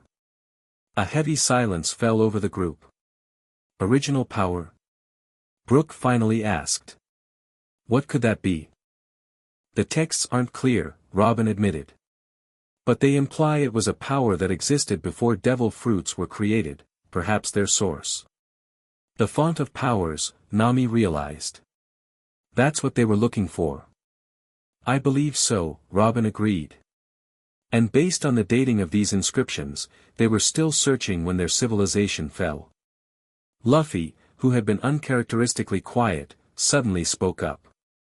I've seen it. All eyes turned to him. In Kaido's memories, he clarified. Flashes of something, a place with fruit growing on crystal trees. Kaido was searching for it his whole life. You can access his memories? Chopper asked, fascinated and disturbed. Not on purpose, Luffy explained, frowning. They come randomly, usually when I'm transforming or asleep. Like dreams, but real. Some are from hundreds of years ago, when he first ate the fruit. Devil fruits carrying memories of previous users, Robin mused. That's not in any text I've ever read. The world government has suppressed much knowledge, Jinbei noted grimly. Particularly about devil fruits. Well, whatever this font of powers is, do you think it's here? Usopp asked, glancing around nervously as if expecting it to appear. Robin shook her head. The texts suggest these islands were just a research outpost. The font itself is described as being somewhere far more inaccessible, though there are references to a map or key hidden within these islands. Sanji, who had been serving food throughout the conversation, placed a heaping plate in front of Luffy. Eat up. You'll need your strength if we're going to be hunting for ancient treasures on top of training your dragon powers. Luffy didn't need to be told twice. He dug into the food with his usual enthusiasm, though he paused between bites to ask, so what's the plan? Keep training while Robin looks for this key thing. That seems wisest, Jinbei agreed. You need to master your new abilities before we face whatever challenges lie ahead. And there will be challenges, Zoro added. The Guardian said our presence here would attract attention. We should be prepared for company. As if on cue, Usopp's voice came from his lookout position at the edge of camp. Guys? There's something weird happening with the water in the lagoon. Everyone moved to where Usopp stood, pointing toward the central lagoon. The silvery water was rippling in an unnatural pattern, concentric circles spreading from the center despite the lack of wind. It's reacting to something, Robin observed. Perhaps another activation sequence. Or perhaps, came the Guardian's voice as he landed beside them, it senses approaching danger. What kind of danger? Zoro asked, hand already going to his swords. The Guardian's reptilian eyes narrowed. The convergence energy released during your training has been detected. 2 vessels approach, one from the east, one from the west. Neither is friendly. Marines again? Sanji asked. One bears the mark of the world government, yes, the Guardian confirmed. But not standard Marines. Their ship is designed for stealth, black sails, dark hull. CP-0, Robin whispered, face paling slightly. The government's most deadly intelligence agency. And the other ship? Frankie asked. Pirates, the Guardian said grimly. Led by one who has hunted devil fruit users for decades. He calls himself Mordeth the Harvester. Luffy perked up at this. Harvester? What does he harvest? Devil fruit powers, the Guardian replied, his voice dropping lower. He possesses a rare ability, to extract the essence of a fruit from its user, claiming it for himself or transferring it to another. Stunned silence followed this revelation. That's supposed to be impossible, Chopper finally said. When a devil fruit user dies, their fruit reincarnates randomly somewhere in the world. There are methods to circumvent the natural order, the Guardian said. Dark knowledge from the era before the Void Century. Mordeth discovered some fragment of this lore and has spent his life perfecting his technique. And now he's coming for Luffy, Nami realized. For the dual devil fruits. The Guardian nodded solemnly. He will have sensed the convergence energy. Such power would be irresistible to one like him. Let him come, Luffy said, cracking his knuckles. I'll kick his ass. Do not underestimate him, the Guardian warned. Mordeth has absorbed abilities from dozens of fruit users. His powers are varied and unpredictable. How long do we have? Jinbei asked pragmatically. Hours, perhaps, the Guardian replied. Both vessels are navigating the magnetic anomalies surrounding these islands. It slows their approach, but they will arrive by morning. Then we prepare, Zoro decided. Set watches, ready the Sunny for quick departure if needed. Running isn't an option, the Guardian cut in. The convergence has begun. Straw Hat must complete his training or risk losing control of both powers during combat. How much more training does he need? Sanji asked. Ideally. Weeks. But we have hours. The Guardian turned to Luffy. We must accelerate the process. There is a chamber on the central island, the heart of convergence. It will force your powers to fully integrate, bypassing the gradual adaptation. Sounds perfect. Luffy grinned. It is also extremely dangerous, the Guardian cautioned. The chamber was designed for carefully prepared subjects. Using it in your current state could overwhelm your system. But it's our only option, right? Luffy's grin didn't falter. The Guardian nodded reluctantly. Given the approaching threats, yes. Then let's do it. Wait, Nami interjected. What exactly does this chamber do? And what are the risks? The Guardian's expression grew solemn. It forces a complete merger of devil fruit energies by exposing the subject to concentrated font essence. The primary risk is personality fragmentation, the user's consciousness becoming lost among the fruit memories. You mean Luffy could lose himself? Nami's voice rose in alarm. Become someone else.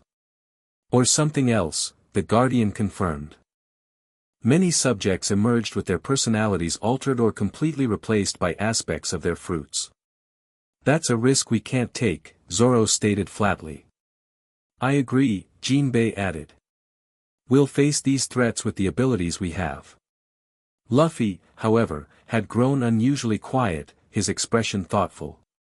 The memories I've been seeing, Kaido's memories, they contain information about Joy Boy, about the One Piece. Information we need. Not at the cost of who you are, Nami insisted. But that's just it, Luffy said, looking up with determination. I know who I am. I'm Monkey D. Luffy, and I'm going to be king of the pirates. No devil fruit, or two, is gonna change that. The crew exchanged glances, recognizing the tone that meant their captain had made his decision. If we do this, Robin said carefully, we should find a way to anchor Luffy to himself during the process. Something to help him maintain his identity. Like what? Usopp asked. Strong emotional connections, the Guardian suggested. Objects of personal significance. Memories that define him. Luffy reached up and touched his straw hat. This is who I am. That's a start, the Guardian nodded. But we'll need more. Each of you, he looked around at the crew, represents a piece of his journey, his identity. You must be present, reminding him of who he is when the fruit memories threaten to overwhelm him. So basically we need to be really loud and annoying, Zoro summed up dryly. Shouldn't be a problem for this crew. Despite the tension, everyone laughed, releasing some of the anxiety that had built during the conversation. It's settled then, Luffy declared. We use the chamber thingy, I get super awesome control of my powers, and then we kick ass when the bad guys show up. You make it sound so simple, Nami sighed. Luffy grinned. It is simple. The Guardian's expression suggested otherwise, but he nodded. We should begin immediately. The chamber requires preparation, and the convergence process will take several hours. While you do that, the rest of us will prepare defenses, Frankie suggested. I've got some ideas for booby-trapping the approaches to the island. I'll create weather barriers, Nami added. With Luffy's help, we can set up storm fronts to slow their approach. The crew quickly divided responsibilities, working with the practiced efficiency of a team that had faced countless dangers together. As preparations began, Zoro pulled Luffy aside. You sure about this? He asked quietly. Risking your identity? Luffy met his swordsman's gaze steadily. I'm sure about my crew being with me. That's all I need. Zoro studied him for a moment, then nodded. Just remember, King of the Pirates. That's who you are. Don't let some dragon memories make you forget it. Never, Luffy promised, adjusting his straw hat with determination. The heart of convergence lay at the center of the main island, hidden beneath layers of stone and earth. The Guardian led Luffy and his crew through a series of ancient passages, the walls covered in the same strange symbols they'd seen on the beaches. As they descended, the air grew warmer and filled with a subtle energy that made their skin tingle. The chamber draws power from the earth itself, the Guardian explained as they walked. Thermal energy from deep below, converted into something that resonates with devil fruits. Like the convergence energy released during Luffy's training? Robin asked. Similar, but far more concentrated, the Guardian confirmed. What you witnessed on the surface was merely an echo of what happens here. They emerged into a vast circular chamber dominated by a central platform surrounded by crystalline pillars. The floor, walls, and ceiling were covered in intricate patterns that glowed with the same silvery light as the lagoon water. In the center of the platform stood a transparent capsule large enough to hold a person. That doesn't look comfortable, Luffy observed dubiously. Comfort is not the priority, the Guardian replied. Containment is. The energies released during convergence can be volatile. You mean explosive? Frankie asked, eyeing the chamber's structural supports with professional concern. Potentially. Though the primary danger remains to the subject himself. The Guardian turned to address the entire crew. Once we begin, you must maintain constant verbal connection with your captain. Remind him of shared experiences, of his goals and values. Anything that reinforces his core identity. So we just talk to him. Usopp clarified. Not merely talk, connect. Emotional resonance is crucial. The chamber will attempt to access all memories contained within both devil fruits, hundreds of years of previous users. Your captain could become lost in that ocean of experiences unless you provide him a clear path back to himself. The crew nodded, understanding the gravity of their role. Let us prepare, the Guardian said, moving to a control panel made of the same crystalline material as the pillars. The chamber requires calibration to the subject's specific devil fruit signatures. While the Guardian worked, the crew gathered around Luffy. Remember when we first met? Nami asked, forcing brightness into her voice despite her concern. You were stuck in a barrel. Luffy grinned. And you were robbing pirates. I was, she agreed with a small laugh. Seems like a lifetime ago. Remember our promise at the Baratai? Sanji added. When you helped me understand what all blue really meant to me. One by one, each crew member recalled defining moments from their journey together, battles won, losses endured, dreams declared. Luffy listened, his smile growing with each memory shared. I remember all of it, he assured them. Every island, every fight, every adventure. That's who I am, the guy who's been through all that with you guys. The chamber is ready, the Guardian announced. The crystalline capsule hummed with energy, its surface now glowing with the same silver light as the surrounding patterns. That's my cue, Luffy said, stepping toward the platform. Wait, Nami caught his arm. Take this. She pressed her log pose into his hand. To remind you of our journey. And this, Sanji added, handing him a small package. Emergency meat. In case you get hungry in there. Luffy laughed. You guys worry too much. But thanks. He pocketed both items, then walked to the capsule with determined strides. As he stepped inside, the transparent material sealed around him. The humming intensified, the silver light growing brighter. We begin, the Guardian announced, activating the final sequence. The chamber filled with blinding light as energy surged through the crystalline pillars, converging on the capsule. Within, Luffy's body arched backward, his mouth opening in a silent scream. Blue and red energies, dragon and rubber, manifested visibly around him, swirling and fighting for dominance. His vital signs are destabilizing, Chopper reported, watching a crystalline display that somehow showed Luffy's biological functions. Heart rate erratic, brainwaves chaotic. Now. The Guardian commanded the crew. Connect with him.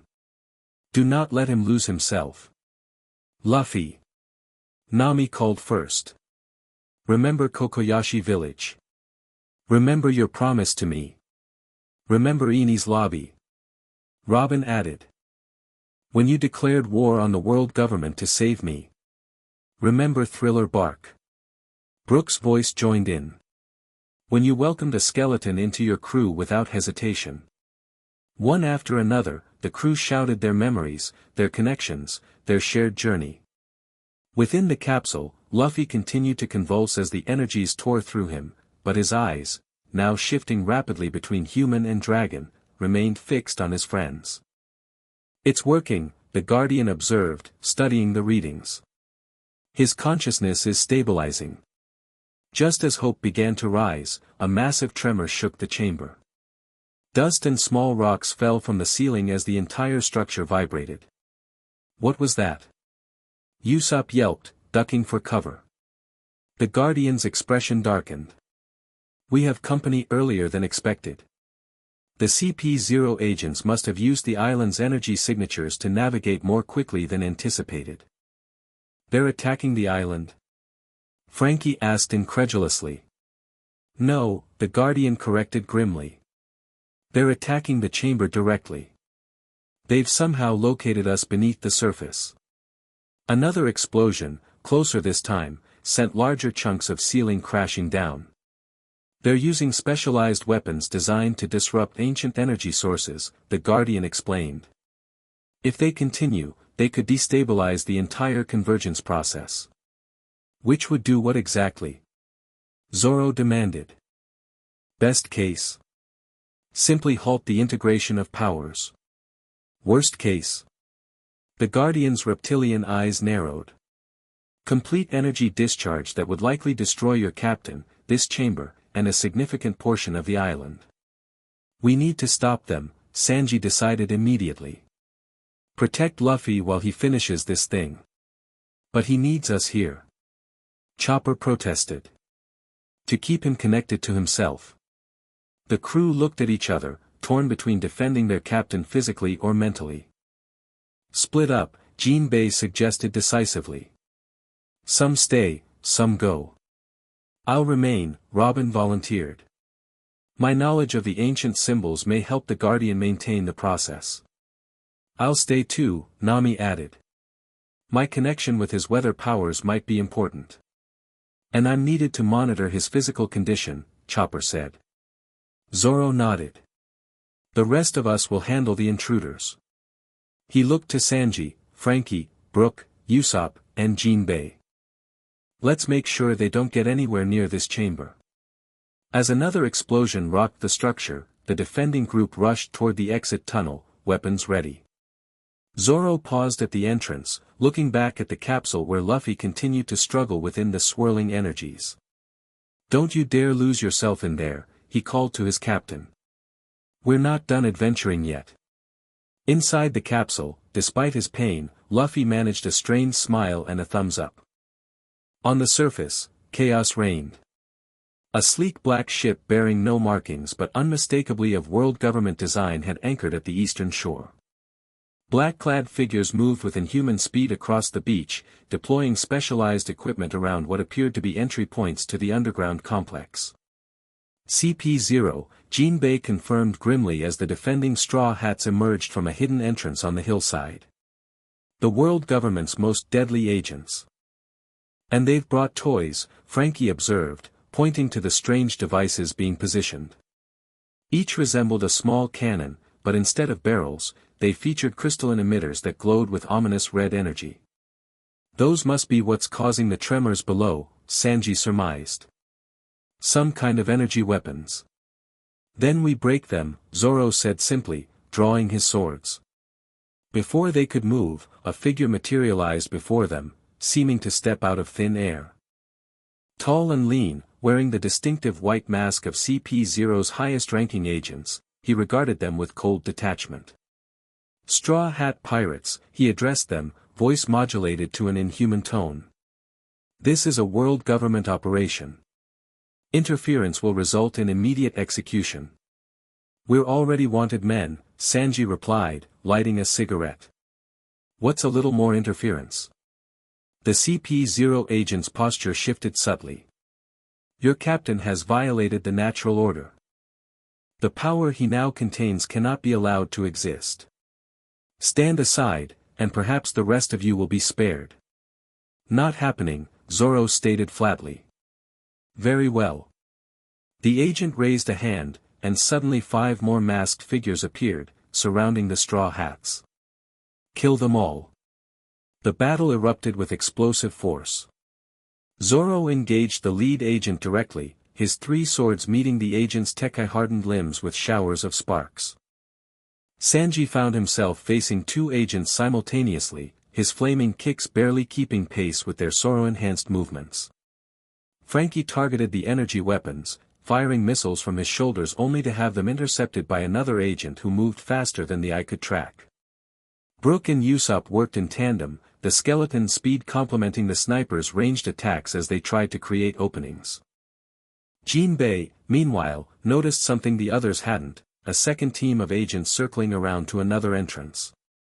They're splitting up, he called to the others. Trying to access the chamber from multiple points. I got it. Frankie shouted back, transforming his right arm into a cannon. Weapons left. The powerful beam carved through the jungle, cutting off the second team's path and forcing them to retreat momentarily. The lead agent, still engaged with Zoro, spoke into a wrist communicator. Activate all disruptors simultaneously. Maximum power. No. Jinbei roared, recognizing the danger to Luffy. He slammed his palm into the ground, sending a shockwave of fishman karate through the earth that toppled 2 of the already positioned energy weapons. The remaining devices activated, sending pulses of red energy drilling into the ground. The earth trembled violently, fissures opening across the beach as the ancient structure below suffered the assault. They're trying to destabilize the entire chamber. Usopp realized. If those energy beams hit the crystals directly, then we make sure they don't. Sanji launched himself skyward with Skywalk, then descended with devastating force on one of the devices, crushing it beneath his heel. The battle intensified as both sides recognized the stakes. The CP-0 agents fought with cold precision, their mastery of the 6 powers making them nearly untouchable. But the Straw Hats fought with the desperate knowledge that their captain's life hung in the balance. Zoro, locked in combat with the lead agent, finally gained the upper hand when a perfectly timed Tatsumaki created an opening for his signature onigiri attack. The agent dodged most of the strike but still suffered a deep cut across his torso. You've improved, Roronoa, the agent acknowledged, voice still eerily modulated despite his injury. But it won't matter. Even now, your captain is being torn apart by conflicting powers. Our mission is merely insurance. Pretty confident for someone who's bleeding, Zoro replied, readying his next attack. The agent's masked face betrayed no emotion. We have contingencies you cannot imagine. The world government has studied the Azure Dragon's powers for centuries. His words cut off as the ground beneath them heaved violently.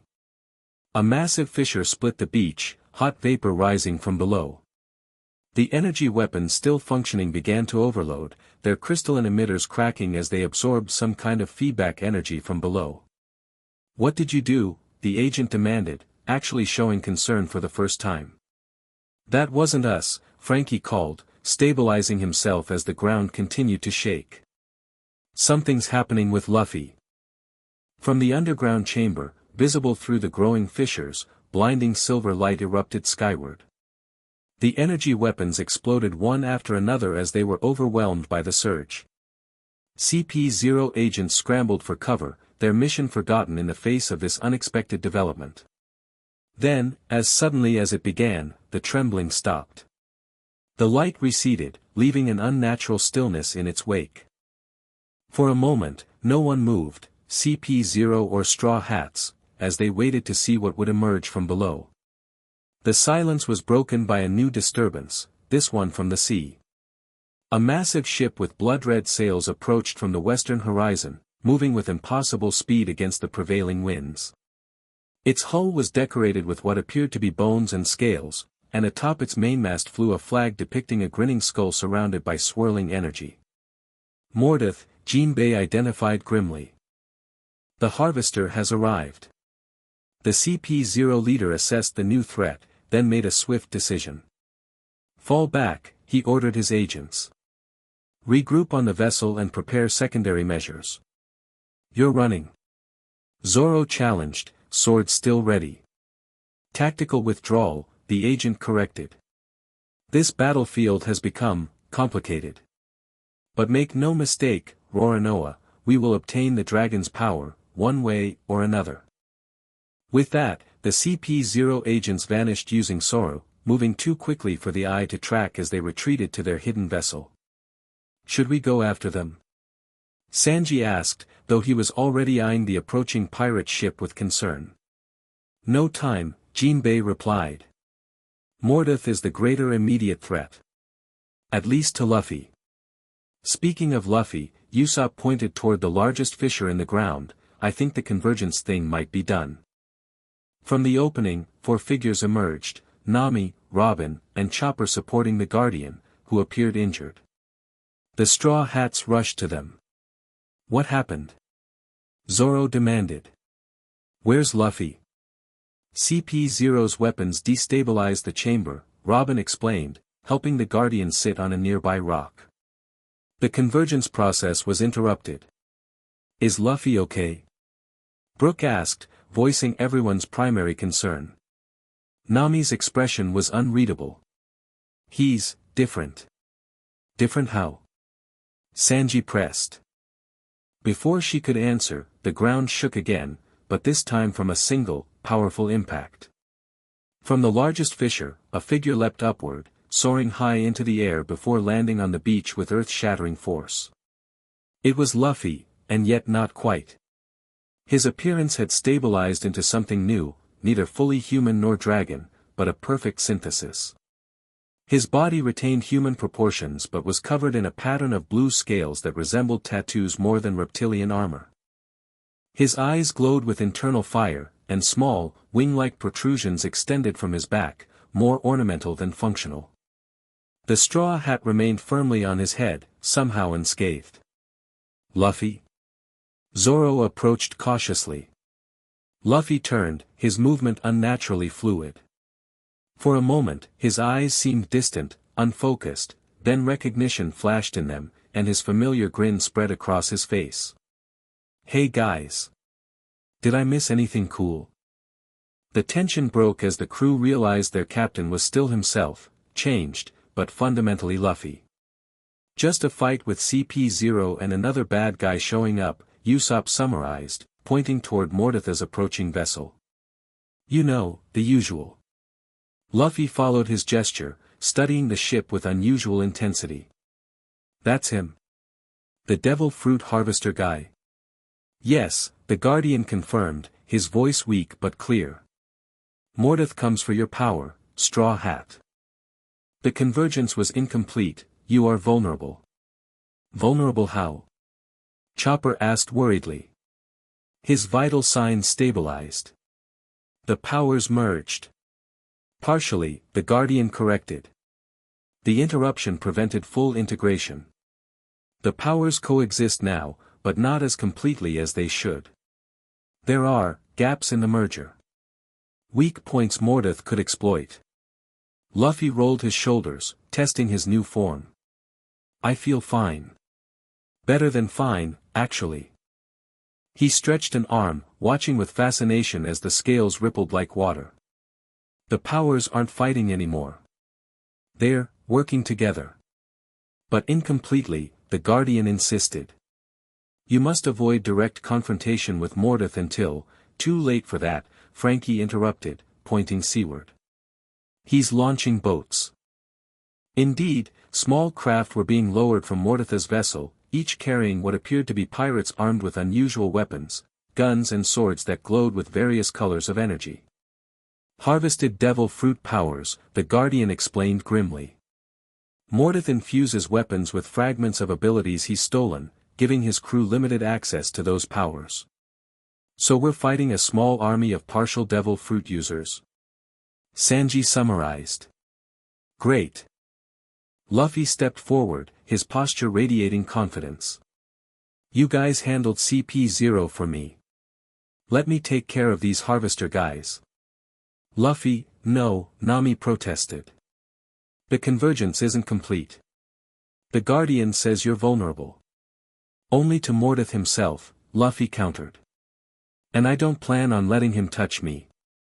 Before anyone could argue further, Luffy's body changed, shifting into his new dragon form, more streamlined and agile than Kaido's had been. With a powerful thrust of newly functional wings, he launched himself skyward, soaring toward the approaching boats. Wait, several voices called simultaneously, but Luffy was already engaged. From above, he unleashed a concentrated breath of blue flame that boiled the water between two of the approaching boats, creating a steam barrier that obscured vision. Then he dove, his rubber dragon hybrid form allowing him to stretch and contort in ways a normal dragon couldn't, making him nearly impossible to target. He's actually controlling both powers simultaneously, Robin observed with academic interest despite the tension. Truly remarkable. But is it enough against Mordeth? Jinbei wondered aloud. On the water, Luffy tore through the first wave of attackers.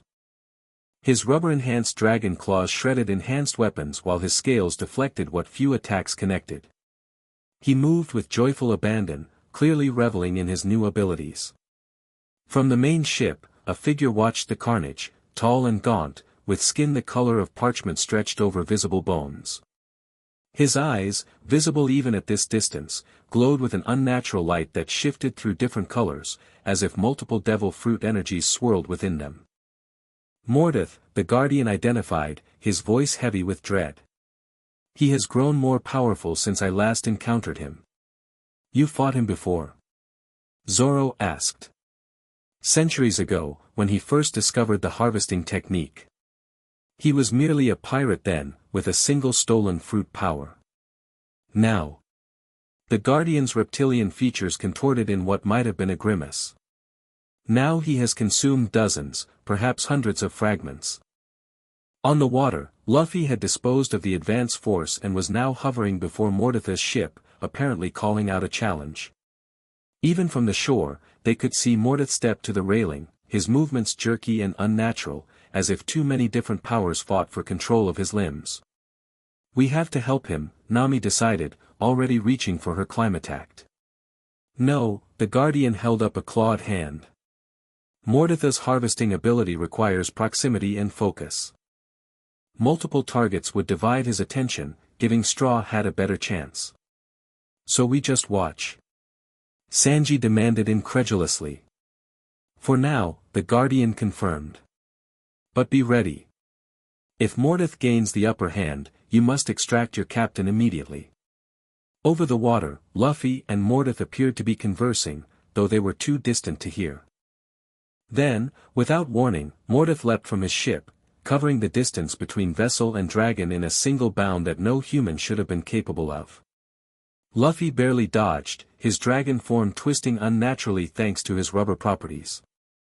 Mordeth landed on the water's surface, standing atop it as if it were solid ground. Water walking, Robin identified. A rare ability supposedly possessed by a monk who ate the step-step fruit centuries ago. One of many powers Mordeth has harvested, the Guardian confirmed. Watch how his body changes as he uses each one.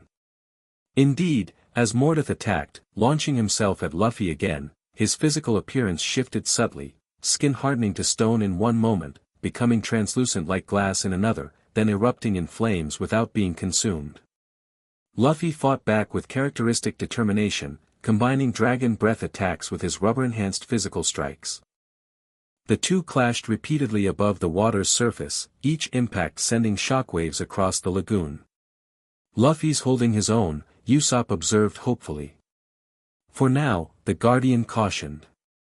But Mordeth is testing him, identifying which harvested powers are most effective. The battle continued, moving across the water toward the shore as Luffy attempted to draw Mordeth away from his ship and potential reinforcements. The Straw Hats tensed, preparing to intervene despite the Guardian's warnings. Then something changed. Mordeth, after taking a particularly powerful blow from Luffy's tail, fell back temporarily. Instead of immediately re-engaging, he raised his hands, which began to glow with sickly yellow energy. No! The Guardian's shout carried real fear. That's the extraction stance. He's targeting the weak points in the convergence. Before anyone could react, Mordeth fired a beam of the yellow energy directly at Luffy. It struck him mid-transformation, catching him as he shifted from dragon back to hybrid form. Luffy's agonized roar echoed across the water as the energy enveloped him, creating visible distortions around his body. He's trying to separate the devil fruits. Chopper cried in horror. It could kill him. The Straw Hats moved as one, rushing toward the shore to intervene. But before they reached the water's edge, something unexpected happened. Luffy, still caught in Mordeth's extraction beam, began to laugh. The sound started low, then built until it echoed across the lagoon with the same force as his earlier roar of pain. His body, rather than being torn apart by the extraction, seemed to be absorbing the energy, the blue scales glowing brighter with each second. Impossible, the Guardian whispered. He's converting the extraction energy. Mordeth must have realized something was wrong, as he attempted to cut off the beam.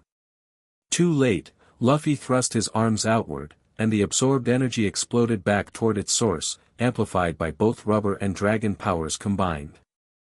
The resulting blast sent Mordeth flying backward, crashing through the mast of his own ship before disappearing beneath the water's surface. A moment of stunned silence followed, broken when Luffy flew back to the beach, landing neatly before his astonished crew. That, he announced, reverting to his hybrid form, was awesome. How did you do that? Chopper asked, rushing forward to check him for injuries. His extraction beam should have torn the devil fruits apart. Luffy shrugged, wincing slightly. Dunno exactly. I could feel him trying to pull the powers apart, but instead of fighting it, I just went with it. Like when you're stretching something, if you pull too hard it breaks, but if you guide the stretch, you can make it stronger. Fascinating, Robin murmured. You intuitively understood how to redirect the extraction energy. Or, the Guardian offered, studying Luffy with renewed interest. Perhaps the convergence was more successful than I realized. The integration must be deeper than physical. Either way, we kicked his ass. Usopp celebrated. 2 major threats in one day. Don't celebrate yet, Zoro cautioned, pointing toward Mordeth's ship. Look. The water around the vessel had begun to bubble and churn, glowing with the same sickly yellow energy as Mordeth's extraction beam. Slowly, a figure rose from the depths, Mordeth, but changed. His body had grown larger, more monstrous, with multiple limbs and features from different creatures protruding at odd angles. He's losing control, the Guardian explained, alarm evident in his voice. The failed extraction has destabilized the harvested powers within him. They're manifesting randomly now. The transformed Mordeth let out an inhuman shriek that forced everyone to cover their ears. The energy surrounding him intensified, spreading outward across the water's surface. He's going to detonate, the Guardian warned. When a harvester loses control, the accumulated power releases explosively. This entire island chain could be destroyed. Can we stop it? Jinbei asked urgently. The Guardian shook his head. Only by containing the energy somehow. But nothing short of, I got this, Luffy interrupted, stepping forward. His expression had grown serious, calculating, an unusual look for him that reminded his crew of his grandfather's more strategic moments. Luffy, no, Nami grabbed his arm. Whatever you're thinking, it's too dangerous. Trust me, he said simply, covering her hand with his. I know what I'm doing. Something in his voice, a new confidence, a deeper understanding, made her release him despite her concerns. Luffy walked to the water's edge, then closed his eyes. His body began to shift, not into dragon form or hybrid form, but something new. The blue scales spread across his skin but didn't change his human shape. Instead, they formed intricate patterns, the same patterns that covered the ancient stones of the island. What's happening? Sanji asked, looking to the Guardian for explanation. He's accessing the deeper knowledge within the devil fruits, the Guardian replied, voice filled with wonder. The original purpose of the Azure Dragon's power, energy containment. Luffy raised his hands toward the transformed Mordeth, who continued to grow more unstable, more monstrous with each passing second. The patterns on Luffy's skin began to glow with silver light, the same energy they'd seen in the convergence chamber. He's creating a containment field, Robin realized. Using the ancient technology somehow embedded in the devil fruit itself. A dome of silver energy expanded from Luffy's hands, racing across the water until it surrounded Mordeth and his ship completely. Within the dome, the chaotic energies of the harvested devil fruits raged, trying to break free, but the silver barrier held. Luffy's expression showed intense concentration, sweat beading on his forehead as he maintained the field. Can't hold it forever, he grunted. Need to redirect it. Where? Frankie asked. That much energy could level an island. Up, Luffy decided, changing the shape of the field from a dome to a pillar that extended skyward. Everyone get down. The crew dropped to the beach as Luffy made a final pushing gesture. The silver energy pillar compressed around Mordeth's thrashing form, then shot upward with explosive force, carrying the harvester and his chaotic energy into the stratosphere. A blinding flash lit the sky, momentarily turning night to day, followed seconds later by a thunderous boom that shook the entire island chain. When vision cleared, nothing remained of Mordeth or his ship except a rain of harmless ash drifting down over the silver lagoon. Luffy collapsed to his knees, the glowing patterns fading from his skin. His crew rushed to his side, Chopper already checking his vital signs. That was. Usopp struggled for words. Incredible, Nami finished for him. Luffy looked up at them, his eyes returning to normal. Did it work? Is everyone okay? We're fine, Zoro confirmed. Mordeth is gone.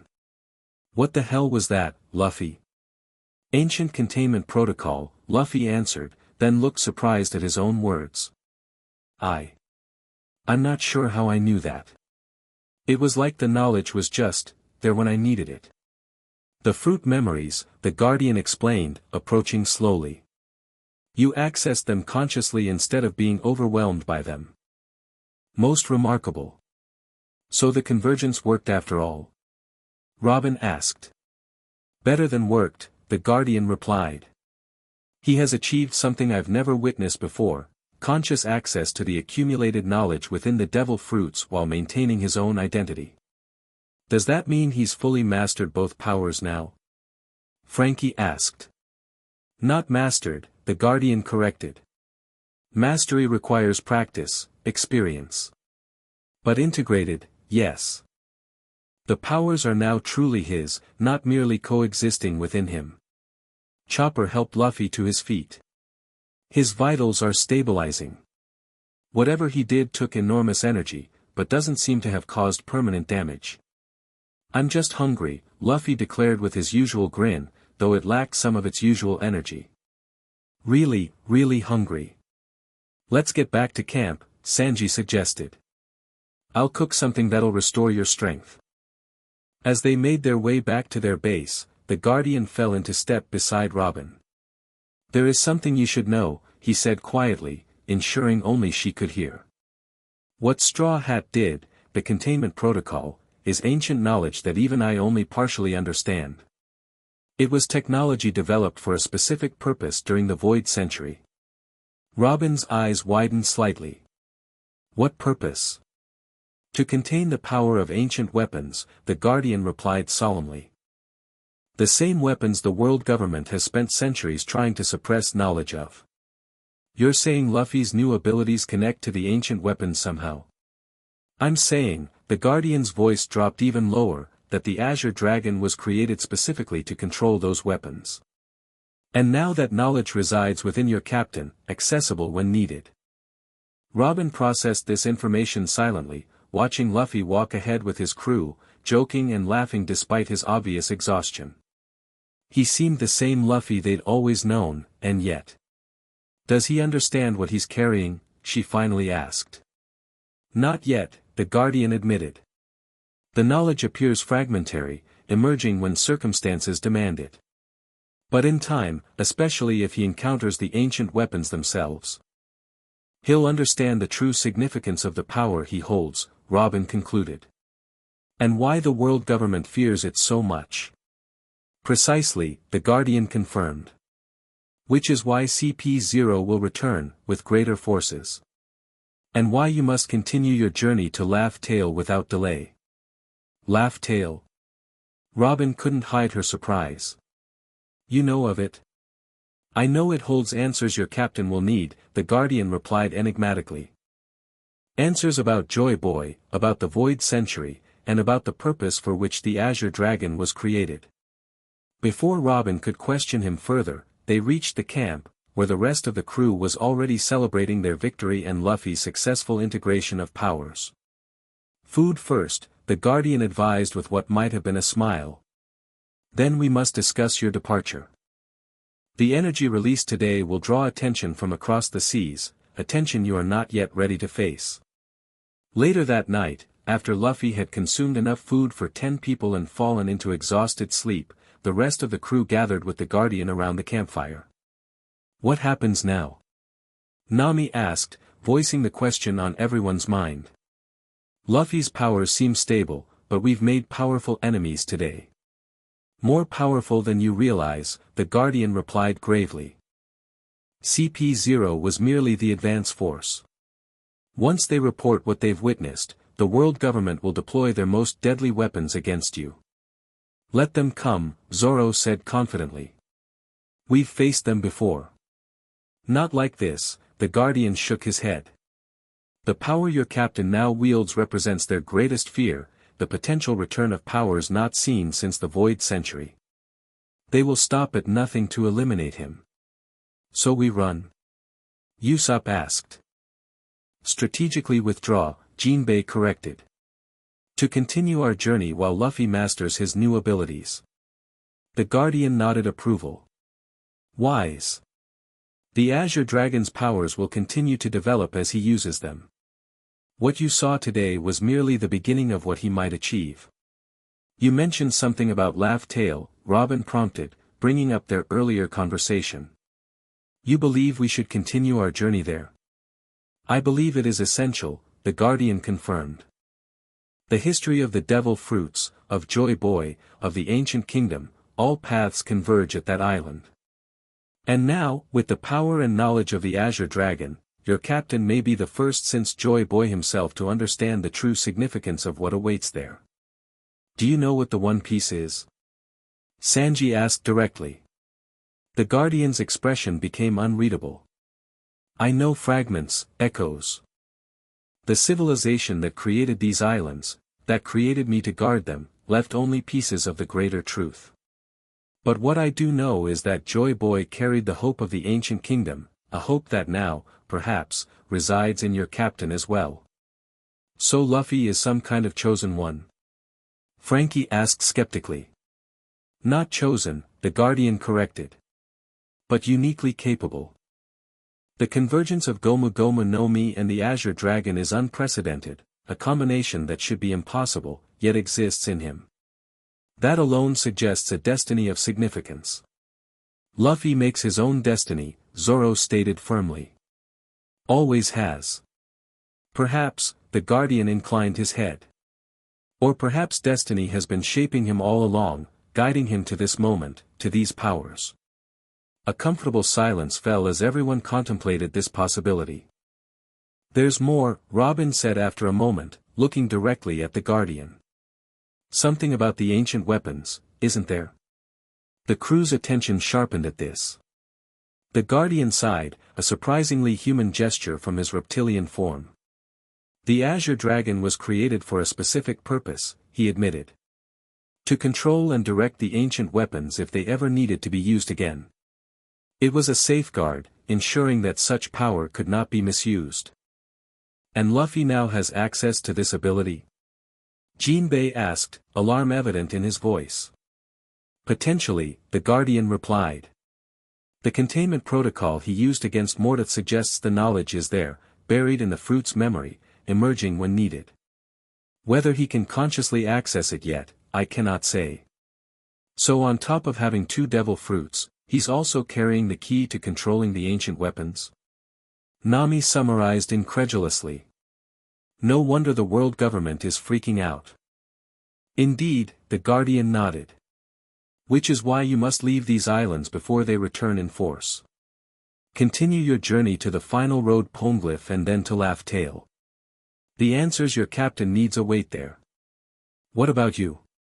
Chopper asked. Will you come with us? The Guardian shook his head. My purpose is here, guarding the knowledge contained in these islands. I cannot leave. But I can give you something to aid your journey. He reached into his robes and withdrew a small crystalline object, similar to the pillars in the convergence chamber but small enough to fit in the palm of a hand. This is a fragment of the font crystal, he explained, placing it on the table. It resonates with devil fruit energy. It will help your captain maintain balance between his powers if they ever begin to conflict again, and it may reveal additional knowledge when brought near similar artifacts. Robin carefully took the crystal, studying it with scholarly interest. Thank you. We'll ensure it's used wisely. One more thing, the Guardian added, his tone growing more serious. Your captain may experience changes in the days to come. Not physical ones, but mental. Memories not his own may surface. Knowledge he shouldn't possess may emerge. Help him distinguish between what is his and what belongs to the fruits. You think he might lose himself after all? Nami asked worriedly. Not lose himself, the Guardian clarified.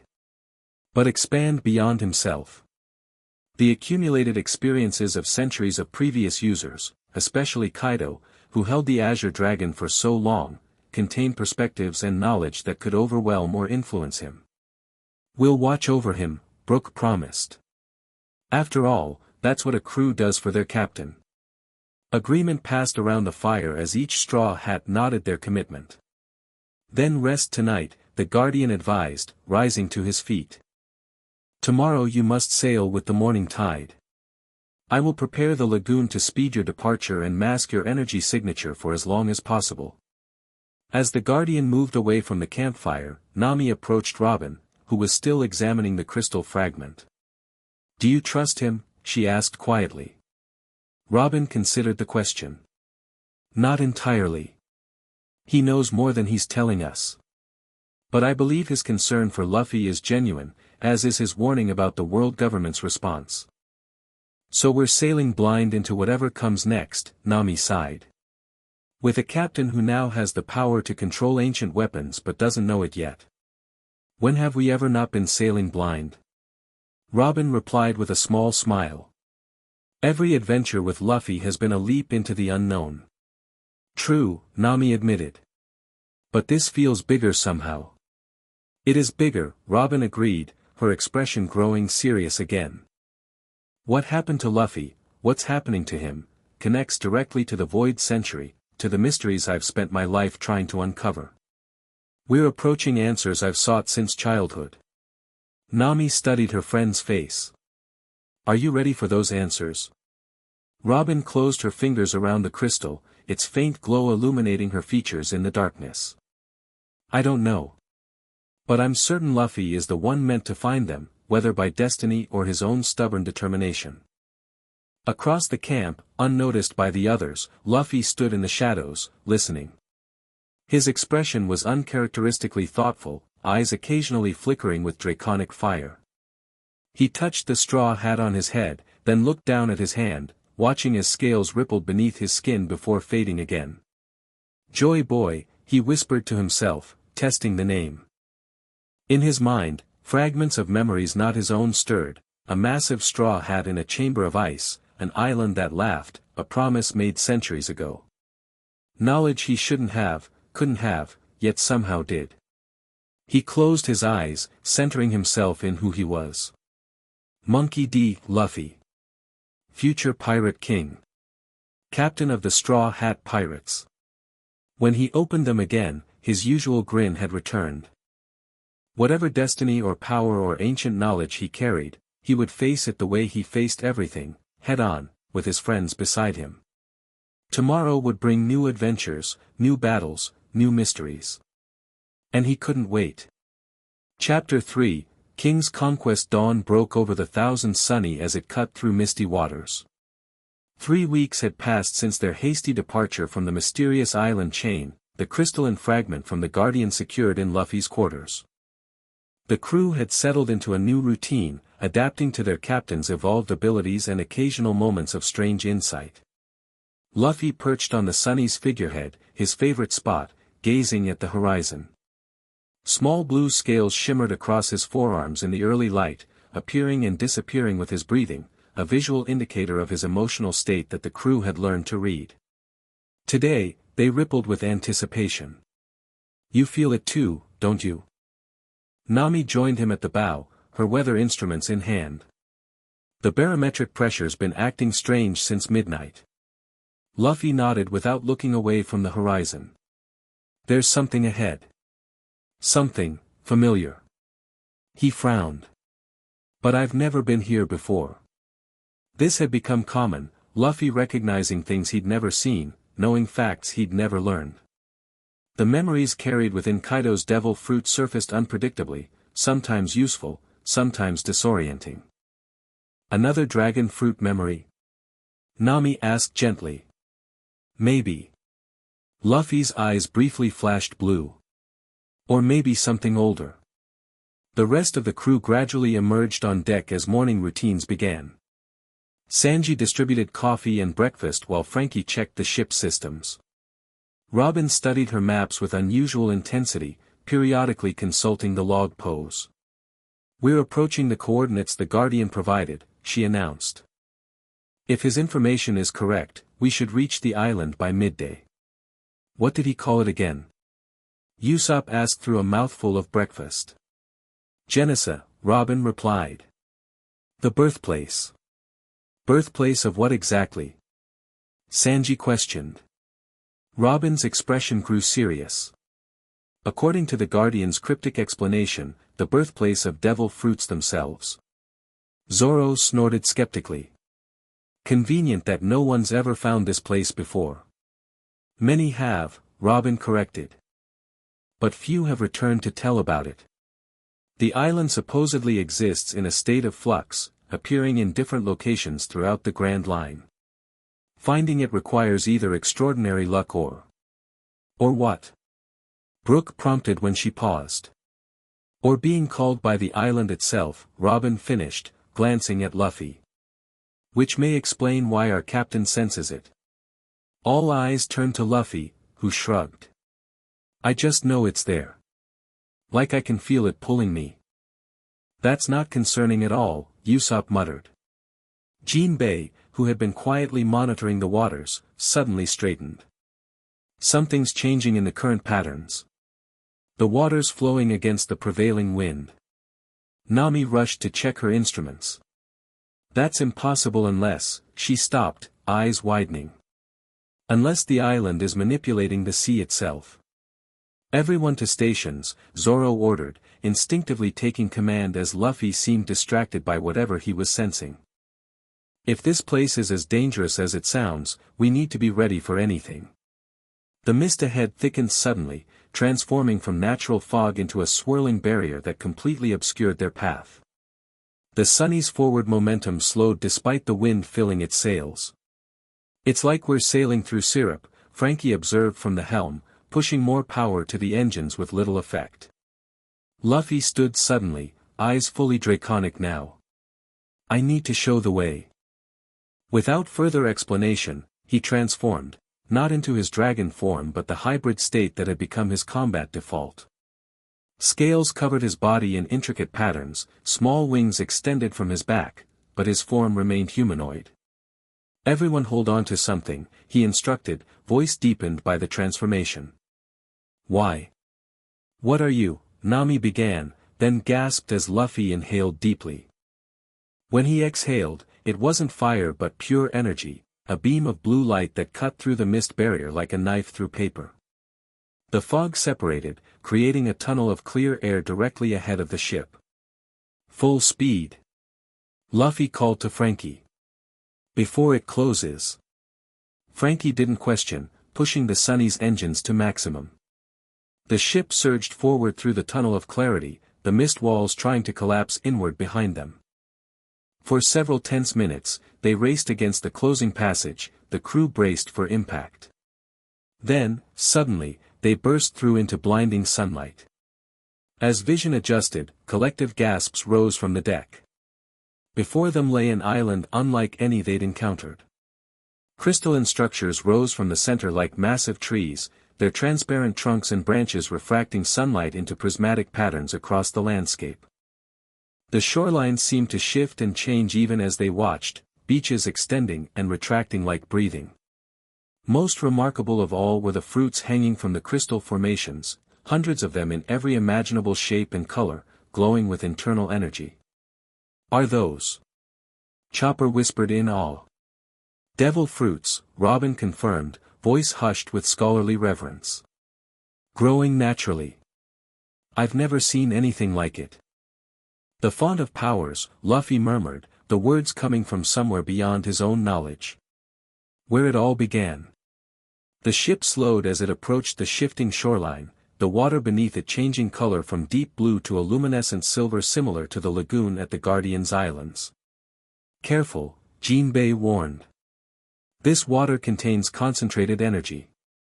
It may affect devil fruit users more strongly than normal seawater.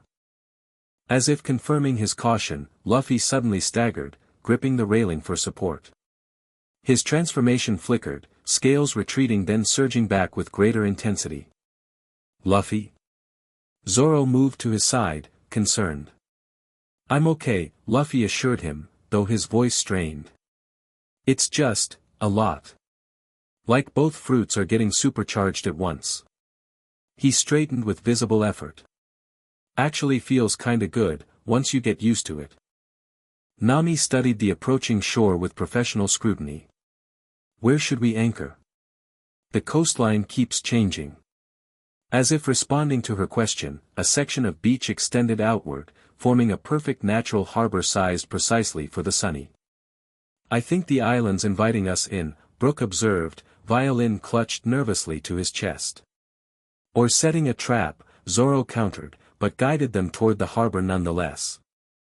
As they dropped anchor, a figure appeared on the beach, humanoid but clearly not human. It resembled the Guardian in some ways, with scaled skin and reptilian features, but more serpentine and ancient-looking. It wore elaborate robes embroidered with patterns matching those that sometimes appeared on Luffy's skin during his transformations. Welcome, bearer of convergence, the figure called, voice neither male nor female but resonant with power. We have awaited your arrival. Who's we? Sanji muttered, lighting a cigarette to mask his tension. Luffy, recovered from his momentary weakness, leapt from the ship to the shore in a single bound, landing before the strange figure. The rest of the crew scrambled to follow, unwilling to let their captain face this unknown entity alone. "You know who I am?" Luffy asked directly. The figure inclined its head. "I am the Keeper, guardian of the font. And you are the first duel-bearer to reach our shores in 5 centuries. Its gaze shifted to the crystal fragment hanging around Luffy's neck, the Guardian's parting gift. "I see my sibling has aided your journey." "Sibling?" Robin questioned, catching up to Luffy. "You and the Guardian are related?" "We are of the same creation," the Keeper explained.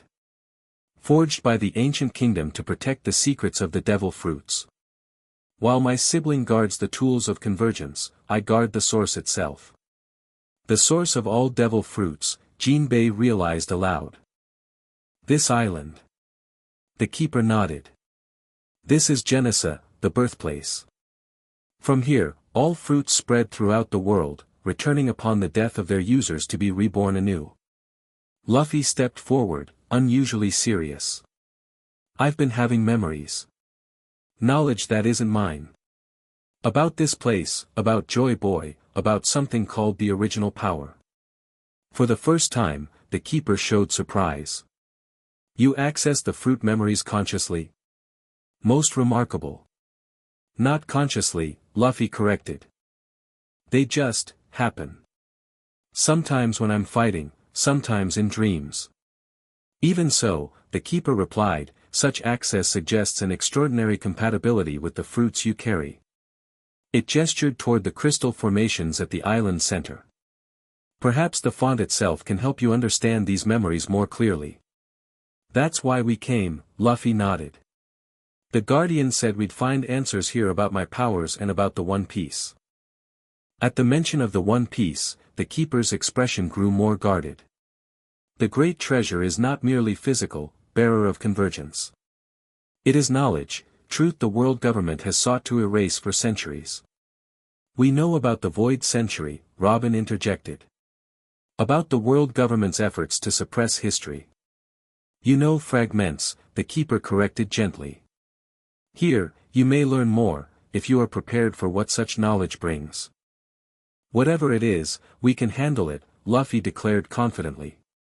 His crew nodded in agreement, standing firmly behind their captain. The Keeper studied them all, ancient eyes seeming to look through rather than at them. Finally, it nodded. "Come then. The font awaits." They followed the Keeper inland, through a landscape that defied natural laws. Vegetation grew in impossible configurations, some plants transparent like the crystal trees, others shifting colors as they passed. The ground itself felt strangely responsive, like it adjusted to make their path easier.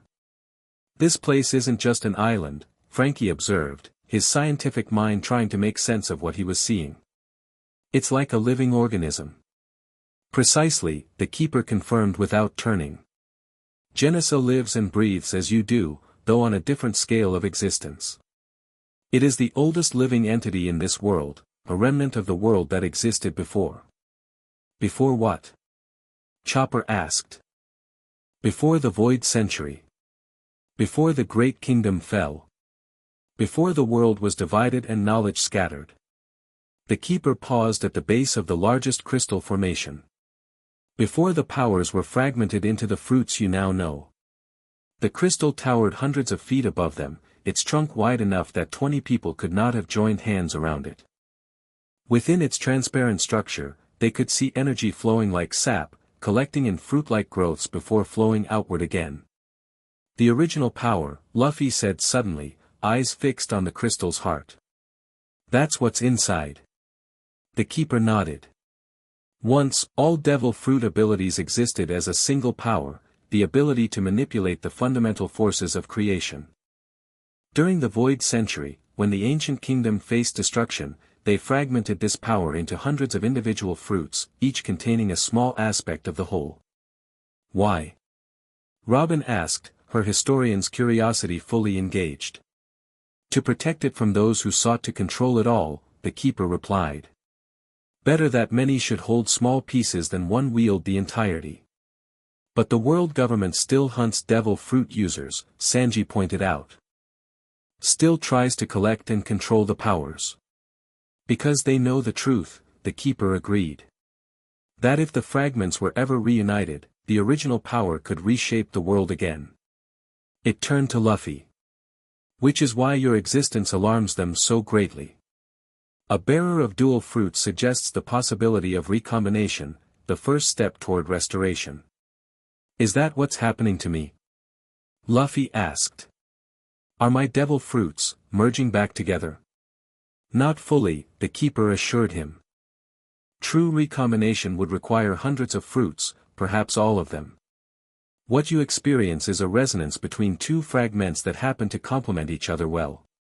The rubber properties allow his body to adapt to the dragon's power, Robin theorized. A flexibility most humans would lack. Precisely, the keeper confirmed. Now, bearer of convergence, place your hand upon the font. Let it show you what you need to understand. Luffy approached the crystal trunk without hesitation, despite Nami and Usopp's worried protests. He pressed his palm against the transparent surface, which yielded slightly like living tissue rather than mineral. The effect was immediate and dramatic. Energy from the crystal surged into Luffy, illuminating him from within. The patterns on his skin, the same ancient markings they'd seen on the Guardian's Islands, glowed with brilliant blue light. His eyes transformed fully to draconic, but instead of their usual blue, they shined with rainbow illumination, reflecting the prismatic energy of the font itself. Luffy, several voices called in alarm. He is safe, the keeper assured them. The font does not harm those it recognizes. It merely shares knowledge. Inside Luffy's mind, a flood of images and sensations overwhelmed his consciousness. He saw the world as it had been, a united land mass rather than scattered islands, great cities of crystal and light where people wielded powers as naturally as breathing. He saw the rise of those who feared such powers, their conspiracy to control and divide. He witnessed the fragmentation, a desperate last act by the ancient kingdom to preserve some portion of what was being destroyed. And he saw Joy Boy, not as a distant historical figure but as a man who looked disturbingly like himself, making a promise he couldn't keep, leaving a message for whoever would follow centuries later. Most importantly, he saw the true nature of the One Piece, not gold or jewels but something far more valuable and dangerous. When the visions finally released him, Luffy staggered back from the crystal, caught by Zoro before he could fall. You okay? The swordsman asked gruffly, concern evident despite his tone. Luffy blinked rapidly, his eyes returning to normal. Yeah. That was intense. He looked up at the keeper with new understanding. I saw everything. The ancient kingdom, the void century, Joy Boy's promise. And did you understand what you saw? The keeper asked. I think so, Luffy replied, unusually thoughtful. The One Piece isn't just treasure. It's the key to reuniting the world, undoing what the world government did centuries ago. Robin gasped softly. The islands, they weren't always separated, were they? The world was once whole. A single land mass, the keeper confirmed. Divided by ancient weapons under the control of the 20 kings who formed the world government. They scattered the land to better control it, created the Grand Line as a barrier, and erased the history of what came before. And the One Piece can undo this? Jinbei asked incredulously. It contains the means to do so, the keeper clarified. Whether such power should be used after so many centuries is another question entirely. The world has adapted to its divided state. Rejoining what was sundered would cause catastrophic changes. Luffy's expression hardened with determination. That's why it has to be the Pirate King who decides. Someone free from the government, from rules, from the way things are supposed to be. Indeed, the keeper agreed. That was Joy Boy's intention when he left his treasure on Laugh Tale, that only one who truly valued freedom above all else would be worthy to make such a decision. A moment of silence fell as everyone processed the implications of what they'd learned. So what now? Sanji finally asked. We continue to laugh tail as planned. Your path remains unchanged, the keeper confirmed. But your captain must first complete his understanding of his dual powers. The knowledge he gained from the font requires integration, just as his devil fruits required convergence. More training. Luffy perked up, always eager for new challenges. Of a sort, the keeper replied with what might have been amusement. Follow me to the heart of the font. There, you will, a massive explosion interrupted, shaking the entire island. In the distance, toward the shore where they'd left the Sunny, a column of smoke rose into the clear sky. We're under attack. Frankie shouted, already running back the way they'd come. Wait. The keeper called, but most of the crew had already sprung into action, racing toward the threat with the practiced response of those accustomed to danger.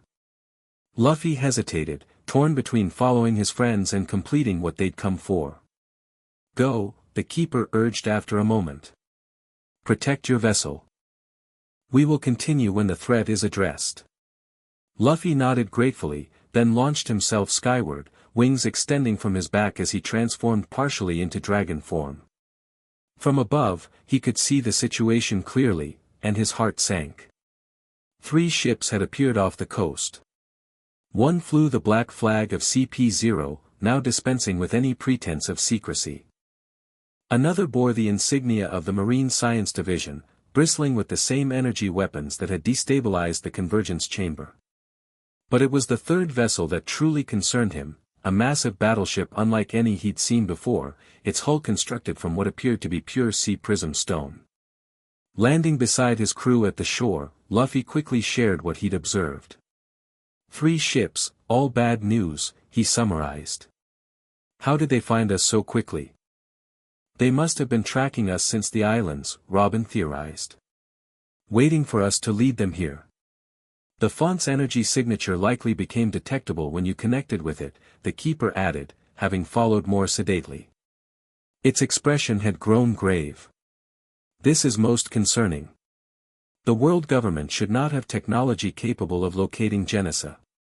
Well, they found it, Zoro stated grimly, hands on his swords. And they brought serious firepower. As if confirming his assessment, the science vessel fired a beam of energy directly at the Sunny. The ship's protection systems activated automatically, Frankie's latest defensive shields absorbing most of the impact, but the barrier flickered dangerously. They're trying to disable our escape, Jinbei observed. Or just strand us here, Usopp added nervously. Luffy's scales rippled with anger. Nobody touches our ship. He stepped forward, preparing to launch himself toward the attackers, when the keeper placed a restraining hand on his shoulder. Wait.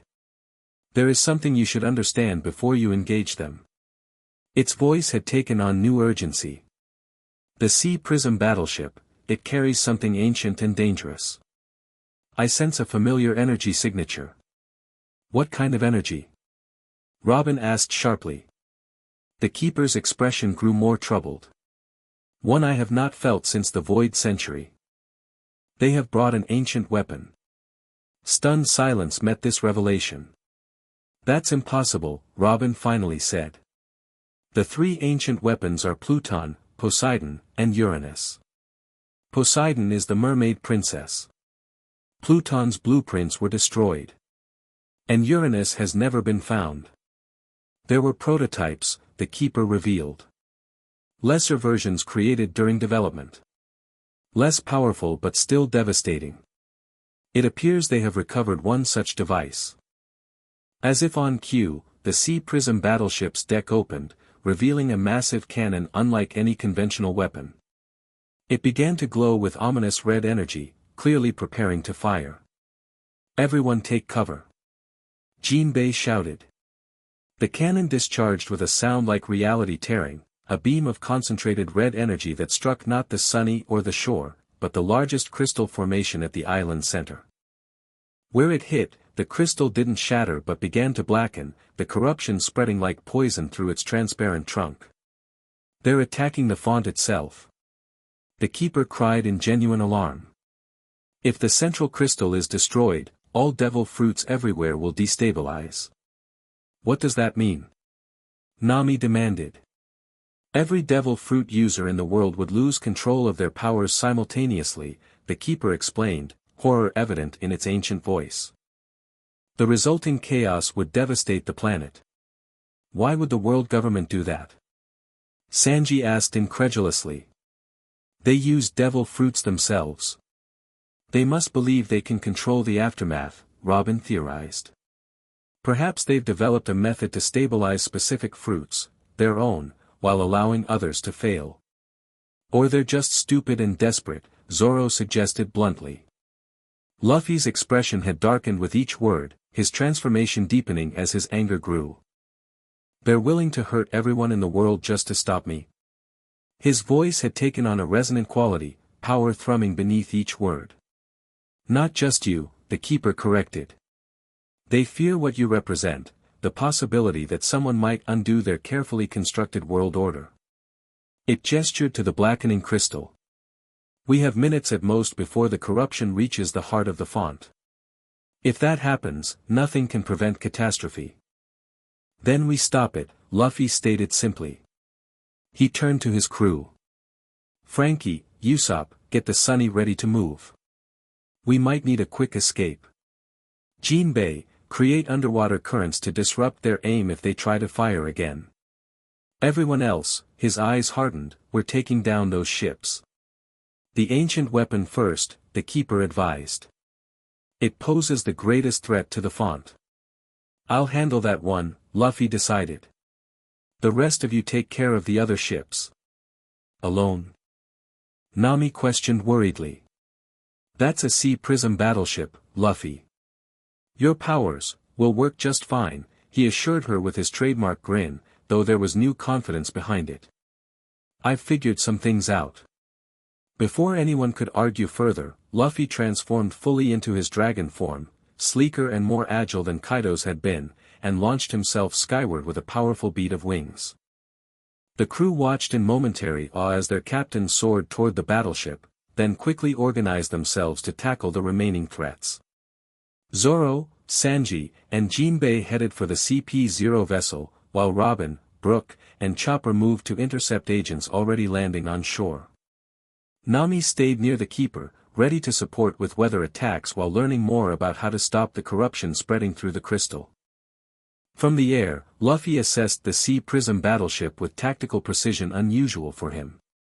The weapon that had fired on the crystal was recharging, energy building visibly for another shot. The ship's deck swarmed with marines in specialized armor, some carrying Sea Prism weapons designed specifically to combat devil fruit users. Straw Hat Luffy, a voice boomed from the battleship's command deck. Surrender yourself and the dragon fruit power, or we will destroy this entire island. Luffy recognized the speaker, Fleet Admiral Sakazuki, Akainu himself, the man responsible for his brother Ace's death. Rage flooded through him, but with it came an unexpected clarity, the dragon's ancient wisdom tempered by his own hard-earned experience. Rather than attacking directly as he might have in the past, Luffy circled the vessel, studying its structure, identifying weak points. The ship was formidable, its hull impervious to most devil fruit powers, but not completely covered in Sea Prism stone, that would have been prohibitively expensive and heavy.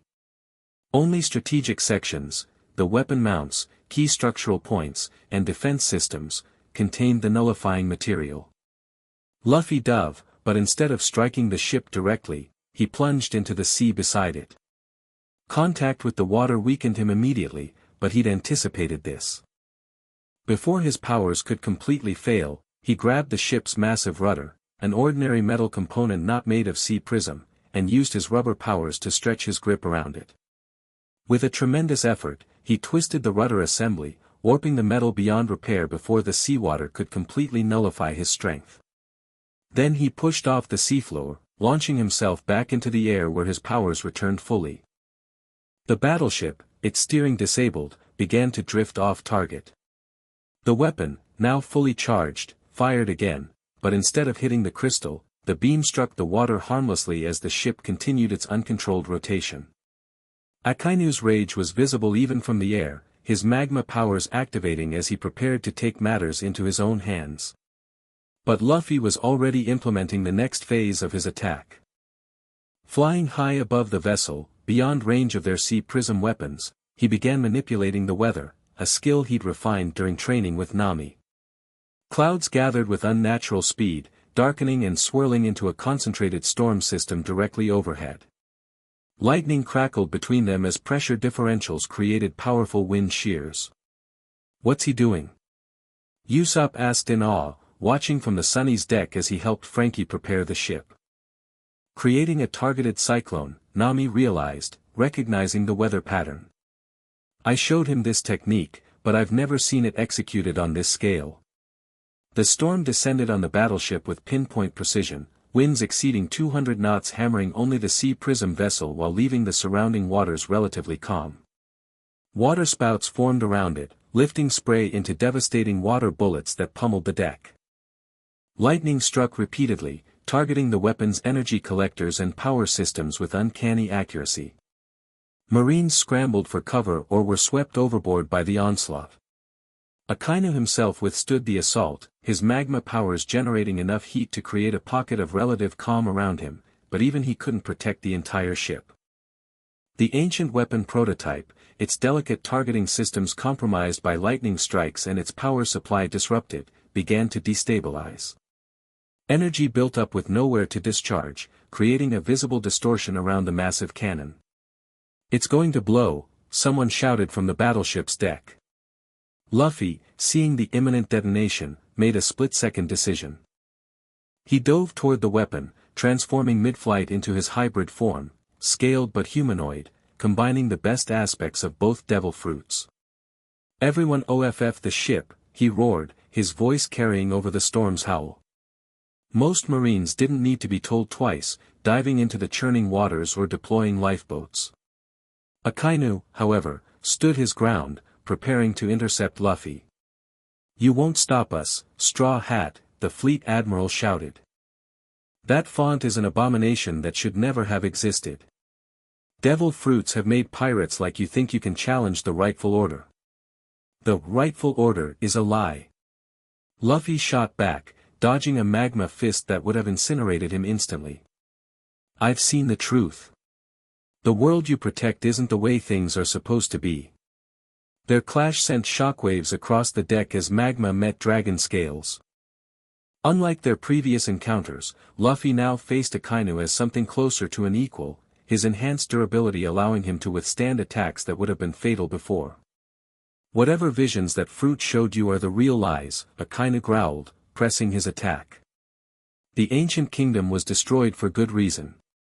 Their power threatened everyone. The only threat was to your control. Luffy countered, landing a devastating blow that actually forced the fleet admiral back several steps, an unprecedented occurrence. "You divided the world to rule it. Erased history to hide what you did." Their battle intensified, but both recognized the greater threat as the weapon continued to destabilize, energy discharges now creating rippling distortions in the air around it. With a final exchange of blows that left both staggering, Akainu made the pragmatic choice. "This isn't over, Straw Hat," he promised, then leapt from the ship to a marine vessel approaching for evacuation. Alone on the doomed battleship, Luffy turned his attention to the failing weapon. The corruption it had started in the font's crystal continued to spread, now approaching the heart. He had moments at most to prevent catastrophe on two fronts. Drawing on knowledge that wasn't entirely his own, ancient techniques carried within the Azure Dragon's memories, Luffy placed his hands on the weapon.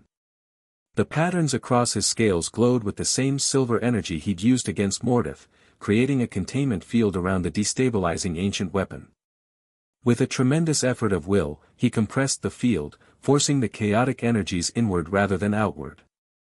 The weapon imploded with a sound like a thunderclap, its destructive potential collapsing in on itself rather than exploding outward. The backlash sent Luffy flying from the ship, momentarily stunned by the energy discharge.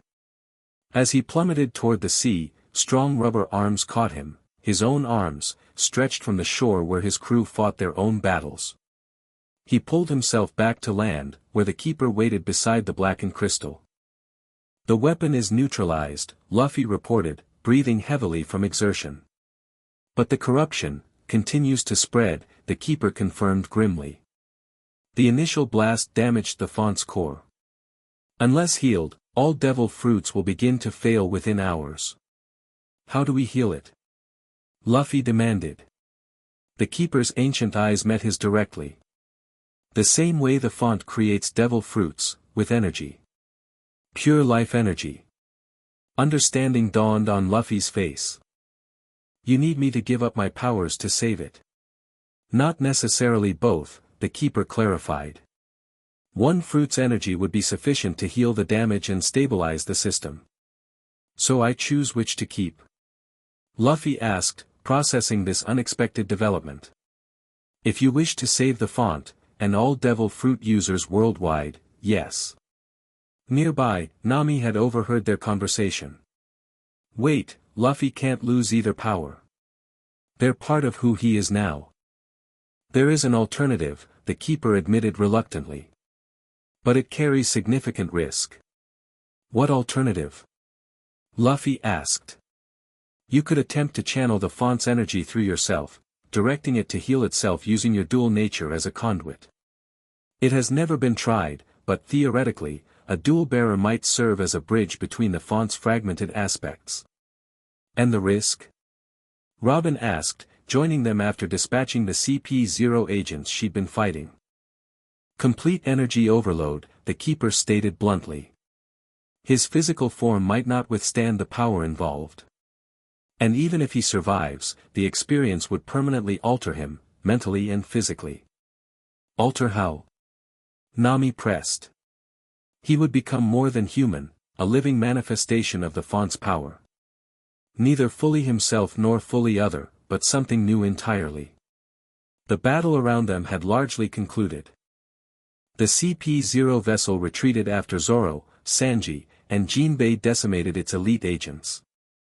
The science ship had been disabled by a combination of Brook's soul powers and Chopper's monster point rampage across its deck. Marine forces from the battleship floundered in the water, focusing on rescue rather than continued aggression. The Straw Hat crew gathered around their captain as he faced this crucial decision. "I won't let you sacrifice either power," Zoro stated firmly. "We'll find another way." "There may not be time for another way," Jinbei countered pragmatically. "Look."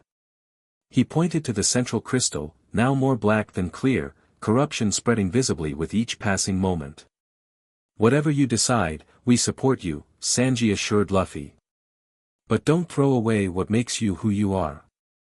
Luffy looked from his concerned crew to the dying crystal, then to the keeper's ancient face. His expression shifted from uncertainty to determination. "I'll do it," he declared.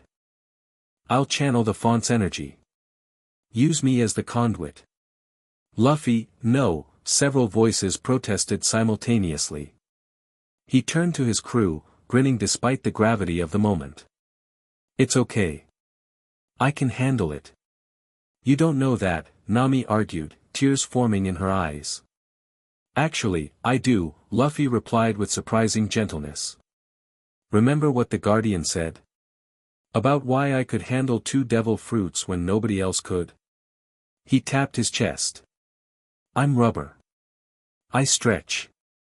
I adapt. That's who I've always been, even before I ate any devil fruit." The certainty in his voice gave them pause. "Are you sure about this?" Robin asked quietly. Luffy nodded. "Whatever happens, I'm still going to be Luffy.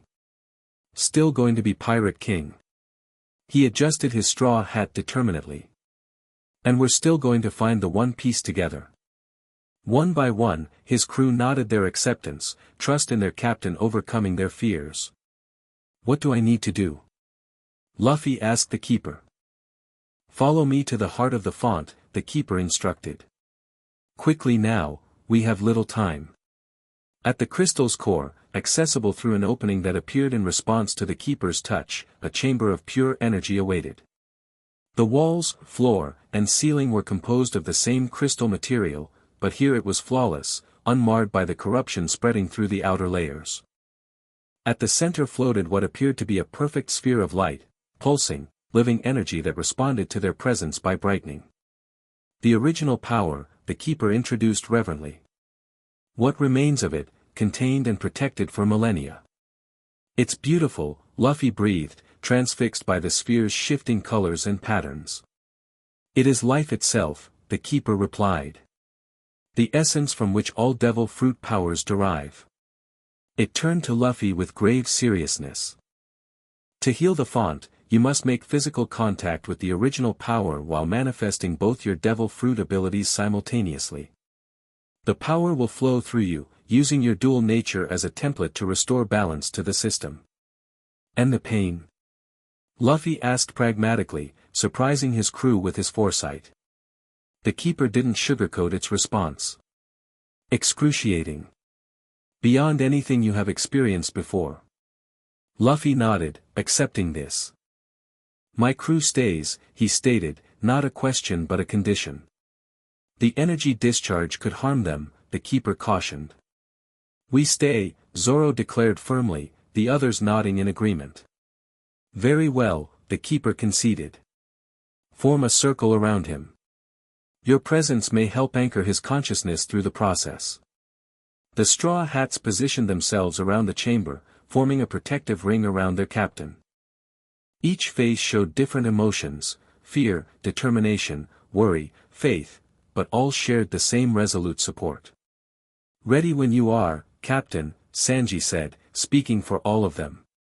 Luffy took a deep breath, centering himself. He transformed into his hybrid state, maximizing both devil fruit manifestations simultaneously. The patterns on his scales glowed brighter than ever before, responding to proximity with the original power. Remember who you are, Robin called softly. Remember your dream. Pirate King, Luffy grinned, then stepped forward and placed both hands directly on the floating sphere of energy. The effect was immediate and overwhelming. Light erupted from the point of contact, engulfing Luffy completely. His body arched backward, mouth open in a silent scream as power beyond comprehension surged through him. The patterns on his scales ignited like living flame, spreading to cover every inch of his form. Energy radiated outward in pulsing waves, forcing the crew to brace themselves against its pressure. The chamber trembled, crystal walls resonating at frequencies that made teeth ache and vision blur. Within the light, Luffy's outline began to change, growing, shifting, becoming something neither human nor dragon but an amalgamation of both and something entirely new. Wings extended from his back, larger and more elaborate. His straw hat fused with his head, becoming a crown-like growth of woven material that retained its distinctive shape. Most dramatically, his chest became transparent, revealing the dual energies of his devil fruits now visible as intertwining currents of power flowing through his very being. Is he still Luffy? Nami shouted over the roaring energy, shielding her eyes from the brilliance. Look! Chopper pointed at Luffy's face, still visible despite the transformation. Despite the pain evident in his expression, Luffy was smiling, that same irrepressible, indomitable grin that defined him. His eyes, though changed to prismatic orbs reflecting the original power, still held the same determination, the same unbreakable will. He's still in there, Zoro confirmed, a rare smile crossing his own face. The energy continued to build, reaching what felt like a critical threshold. Just when it seemed the chamber itself might rupture from the pressure, Luffy raised one transformed hand and made a gesture of release, sending the accumulated power shooting upward through the crystal structure. The corruption that had been spreading blackness through the font suddenly reversed course. Darkness retreated like tide going out, replaced by renewed transparency and increased luminescence. The entire crystal network of the island lit up, visible even from the distant shoreline. As the healing energy reached the furthest extremities of the font, a shock wave of power rippled outward across the sea, invisible but palpable, affecting weather patterns and ocean currents for hundreds of miles. Within the chamber, the light surrounding Luffy finally began to diminish. His transformed body slowly descended to the crystal floor, the energy now flowing in controlled currents rather than chaotic bursts. The crew rushed forward as he collapsed, catching him before he could impact the hard surface. To their surprise, his body was remarkably light despite its enlarged appearance, as though the transformation had made him partially ethereal. "Luffy?" Chopper examined him frantically. "Can you hear me?" For a heart-stopping moment, there was no response. Then the transformed figure stirred, eyes opening to reveal that same prismatic light, now dimmed to a bearable glow. Luffy's voice emerged, deeper and more resonant but unmistakably his, was intense. Relief washed over the crew, several members collapsing to their knees in emotional release. "You idiot," Nami sobbed, punching his transformed shoulder lightly. "You scared us half to death." "Sorry," Luffy grinned, the expression strangely familiar despite his altered features. "Did it work, though? Is the font healed?" "Completely," the keeper confirmed, approaching with reverent steps. "You have done what none believed possible, channeled the original power without being consumed by it. So now what?" Usopp asked the question on everyone's mind. "Is he stuck like this forever?" The keeper studied Luffy thoughtfully. "The transformation appears stable but not necessarily permanent.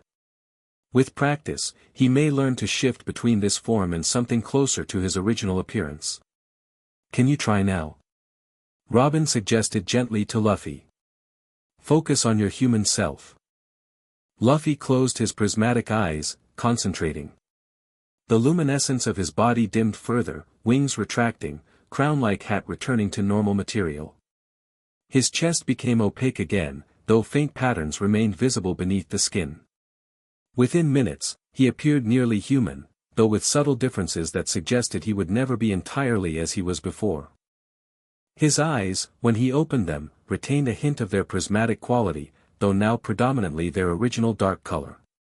His skin bore the scale patterns permanently, though they were now more like iridescent tattoos than actual reptilian features. "How's this?" he asked, voice closer to normal. "Much better," Sanji approved. "At least you won't scare children anymore." "You look cool," Chopper exclaimed enthusiastically. "The transformation is remarkable," the keeper observed. "You have achieved something unprecedented, true harmony with the original power while maintaining your core identity." Luffy stood shakily, supported by Zoro and Sanji. "So what happens now? With the font, with me, with everything?" "The font is healed and will continue its function, devil fruits throughout the world remain stable," the keeper explained. "As for you, you have become something unique in this world. Neither fully human nor fully font, but a bridge between." "And that means what exactly?" Jinbei pressed. "It means," the keeper replied, "that he now carries within him knowledge and capabilities beyond any devil fruit user in history. The original power has recognized him as worthy and granted him access to its deeper nature." "So I have, super powers now?" Luffy asked, perking up despite his exhaustion. The keeper's expression might have been amusement. "In a manner of speaking. You retain your dual devil fruit abilities, enhanced and perfected by direct contact with the original power. But you've gained something more valuable, understanding." "Understanding of what?" Brook inquired. "Of Joy Boy's promise. Of the true nature of the One Piece. Of how to use it when the time comes." The keeper turned to face all of them. "Your captain now carries within him the knowledge necessary to complete the journey Joy Boy began centuries ago, to fulfill the promise made to the world." Luffy's expression grew uncharacteristically serious. "I saw it all when I touched the original power. Everything Joy Boy knew, everything he planned." He looked at his crew, determination burning in his partially prismatic eyes. "We need to get to Laugh Tale. Now more than ever." "What about the Marines?" Frankie asked pragmatically. "And CP0? They're still out there, and they'll be back with reinforcements." "Let them come," Luffy replied, a confident smile spreading across his face. I understand my powers now. Completely. To demonstrate, he shifted seamlessly between forms, human to hybrid to dragon and back, without the strain or concentration previously required. Nobody's stopping us from reaching Laugh Tale. What about the font? Robin asked, turning to the keeper. Will it be safe once we leave? Safer than before, the keeper assured them. The healing energy has strengthened Genesa's natural defenses. The island will soon shift to a new location, as it has done for millennia when threatened. Neither the world government nor anyone else will find it again until it wishes to be found. Then there's nothing keeping us here, Zoro concluded. Not quite, the keeper corrected, extending a clawed hand toward Luffy. There is the matter of your captain's final integration. While the transformation was successful, his understanding remains incomplete. Before you depart, he should commune once more with the original power, this time as a conduit rather than merely a channel. Is that dangerous? Chopper asked immediately. No longer, the keeper assured them. He has already survived the most difficult part. This communion will simply complete what was started, allowing him full conscious access to the knowledge he now carries. Luffy nodded without hesitation. Let's do it. The sooner we finish here, the sooner we reach Laugh Tale. The keeper guided him back to the floating sphere of energy, now larger and brighter after the healing. This time, when Luffy touched it, there was no explosive reaction, no painful transformation. Instead, the energy flowed gently into and through him, illuminating the patterns on his skin with soft, pulsing light. His expression became serene, eyes closed in peaceful concentration rather than pained endurance. Minutes passed in silence as his crew watched anxiously, until finally the light faded and Luffy opened his eyes. What they saw there made several of them gasp. Knowledge, ancient and profound, now lived behind that gaze, not replacing Luffy's essential nature but complementing it, adding depths previously unimaginable. I understand now, he said simply. Everything. Luffy? Nami approached cautiously. Are you still, you? He turned to her, and his familiar grin broke through the momentary solemnity. Of course I'm still me. Just me with extra stuff in my head. He tapped his temple. Like having a really smart person whispering answers during a test. The crew collectively relaxed, recognizing their captain despite the new wisdom he now carried. So, Sanji prompted, care to share what everything entails? I know what the One Piece is, Luffy replied directly. What it does, how to use it, why Joy Boy left it there. His expression grew more serious again. And I know why the world government is so afraid of anyone finding it. Because it can reunite the world, Robin surmised, based on their earlier conversation. That's part of it, Luffy nodded. But there's more. The One Piece isn't just a thing, it's knowledge and power together. The knowledge of how the world was divided, and the power to undo what was done. What kind of power? Jinbei asked. Luffy's gaze turned distant, seeing beyond the present moment. The power to control the ancient weapons, all of them, working together. The power to reshape the world itself. The implications of this revelation stunned them all to silence. And Joy Boy entrusted this to whoever could reach Laugh Tale? Zoro finally asked, voice unusually subdued. Not just anyone who could reach it, Luffy clarified. Someone who understood what freedom really means. Someone who would use that power not for control or conquest, but to set things right. The Pirate King, Usopp whispered. Yeah. Luffy's determination solidified visibly. That's why I have to be the one. That's what being Pirate King really means, not just finding the greatest treasure or having the most freedom, but using that freedom to give everyone else theirs too. For perhaps the first time, his crew saw the full weight of the dream their captain had carried so lightly all these years. The title he sought wasn't merely symbolic, it carried a responsibility beyond anything they had imagined. So what now, Captain? Frankie asked, breaking the solemn moment. We head for Laugh Tale. First the final road Poneglyph, Luffy replied practically. Then Laugh Tale. And then. His grin returned, though now it carried new significance. Then we change everything. The keeper, who had remained silent during this exchange, finally spoke. Your path is clear, bearer of convergence. The font has chosen wisely in you. It gestured toward the chamber's exit. Go now. Complete what Joy Boy began. The world has waited centuries for its promised freedom. As they prepared to leave the chamber, Luffy paused, turning back to the keeper. Will I see you again? Perhaps, the keeper replied enigmatically. When the world is made whole once more, many things thought lost may return. It inclined its head in a gesture of respect. Until that day, Monkey D. Luffy, carrier of Joy Boy's will, bearer of convergence, future Pirate King. The journey back to the Sunny was filled with animated discussion as Luffy shared select pieces of his new knowledge, careful not to overwhelm his crew with revelations that might be better understood when they reached Laugh Tale. His transformed appearance drew curious stares, but his personality remained so unmistakably Luffy that any concerns about his essential nature being changed quickly faded. As they approached the ship, Nami fell into step beside him. So, she began cautiously, how does it feel? Being part, whatever you are now. Luffy considered the question with unusual thoughtfulness. It's like, having a whole library in my head that I can check out books from whenever I need them. The knowledge is there, but it doesn't crowd out my own thoughts. He grinned. And the powers are awesome. You're really still you, she marveled, relieved despite having seen the evidence with her own eyes.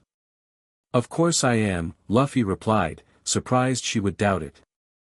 The original power stuff, the font knowledge, even Kaido's memories, they're all just things I carry now, not who I am. He tapped his straw hat meaningfully. This is who I am. You guys are who I am. Everything else is just extras. Nami smiled, blinking back unexpected tears. I was afraid we might lose you in all this. Never, Luffy promised simply. As they reached the Sunny, the rest of the crew moved ahead to prepare for departure, leaving them briefly alone. Luffy, Nami said quietly, all this talk about changing the world, reuniting the land masses, it sounds dangerous. It will be, he acknowledged with unusual candor. The world government will throw everything they have at stopping us. And even if we succeed, reshaping the world won't be easy or painless. Are you sure it's the right thing to do? After centuries of separation, forcing the world back together could cause as many problems as it solves. Luffy looked out over the crystal landscape of Genesis, expression thoughtful. The original power showed me how things were before, and how they could be again. Not exactly the same, but whole. The way the world was meant to be. He turned back to her. But I also saw that Joy Boy never intended the decision to be made lightly or alone. What do you mean? The One Piece isn't just a button you press to change everything instantly, Luffy explained. It's more like a key that unlocks possibilities. How those possibilities are used, that's a choice the Pirate King makes, but not without understanding what it means for everyone. Nami studied him with newfound appreciation for the wisdom now tempering his characteristic determination. You've really thought this through, haven't you? I have now, he grinned, tapping his head. Perks of having ancient knowledge downloaded directly into your brain. She laughed despite herself. Just promise me one thing. When we get to Laugh Tale, when you find the One Piece and have to decide what to do with it, remember who you are. Not bearer of convergence or Joy Boy's successor or whatever other titles come with all this, but Monkey D. Luffy. That's a promise, he replied, serious despite his smile. And you know I never break those. From the ship, Zoro called down, if you two are done with your heart-to-heart, we've got a world to change. Coming. Luffy shouted back. He turned to Nami, offering his hand, slightly scaled but unmistakably his. Ready for the biggest adventure yet? She took it without hesitation. With you as our captain? Always. They boarded the Sunny together, joining their crew as preparations for departure concluded. The keeper stood on the shore, a solitary figure watching as they raised anchor and unfurled sails. As the ship pulled away from Genesa's shifting coastline, Luffy took his customary position on the figurehead, though now, with his partially transformed appearance, he looked more like an extension of the lion's mane than a separate entity. Next stop, Laugh Tale, he declared, pointing forward with characteristic enthusiasm. And then? Robin asked quietly, coming to stand beside him. Luffy's grin widened, scales catching the sunlight like prismatic gems. And then we finish what Joy Boy started. We set everyone free. Behind them, Genesa began to shimmer, its crystal structures bending light in increasingly complex patterns until the entire island seemed to fade from reality, shifting to its next location, hidden once more until needed. Ahead lay the final leg of their journey, the road Poneglyph, Laugh Tale, the One Piece, and a decision that would reshape the world. But for the Straw Hat Pirates, following their transformed yet unchanged captain, it was simply the next adventure. And for Monkey D., Luffy, Rubber Boy, Dragon Emperor, Bearer of Convergence, future Pirate King, it was one step closer to the freedom he'd always sought, not just for himself but for everyone. The Sunny sailed on, carrying its extraordinary crew toward destiny, the wind filling its sails seemingly eager to speed them on their way. In the distance, storm clouds gathered, the world government's forces regrouping, planning their next move. But for now, in this moment, nothing could diminish the joy of moving forward, together, toward the greatest adventure any of them had ever imagined. Luffy spread his arms wide, embracing the horizon, his laughter carrying across the waves, still the same laugh that had started this journey so long ago, now carrying the promise of a world reborn. The end. Thank you for watching this video. Please be sure to subscribe to our channel and like this video.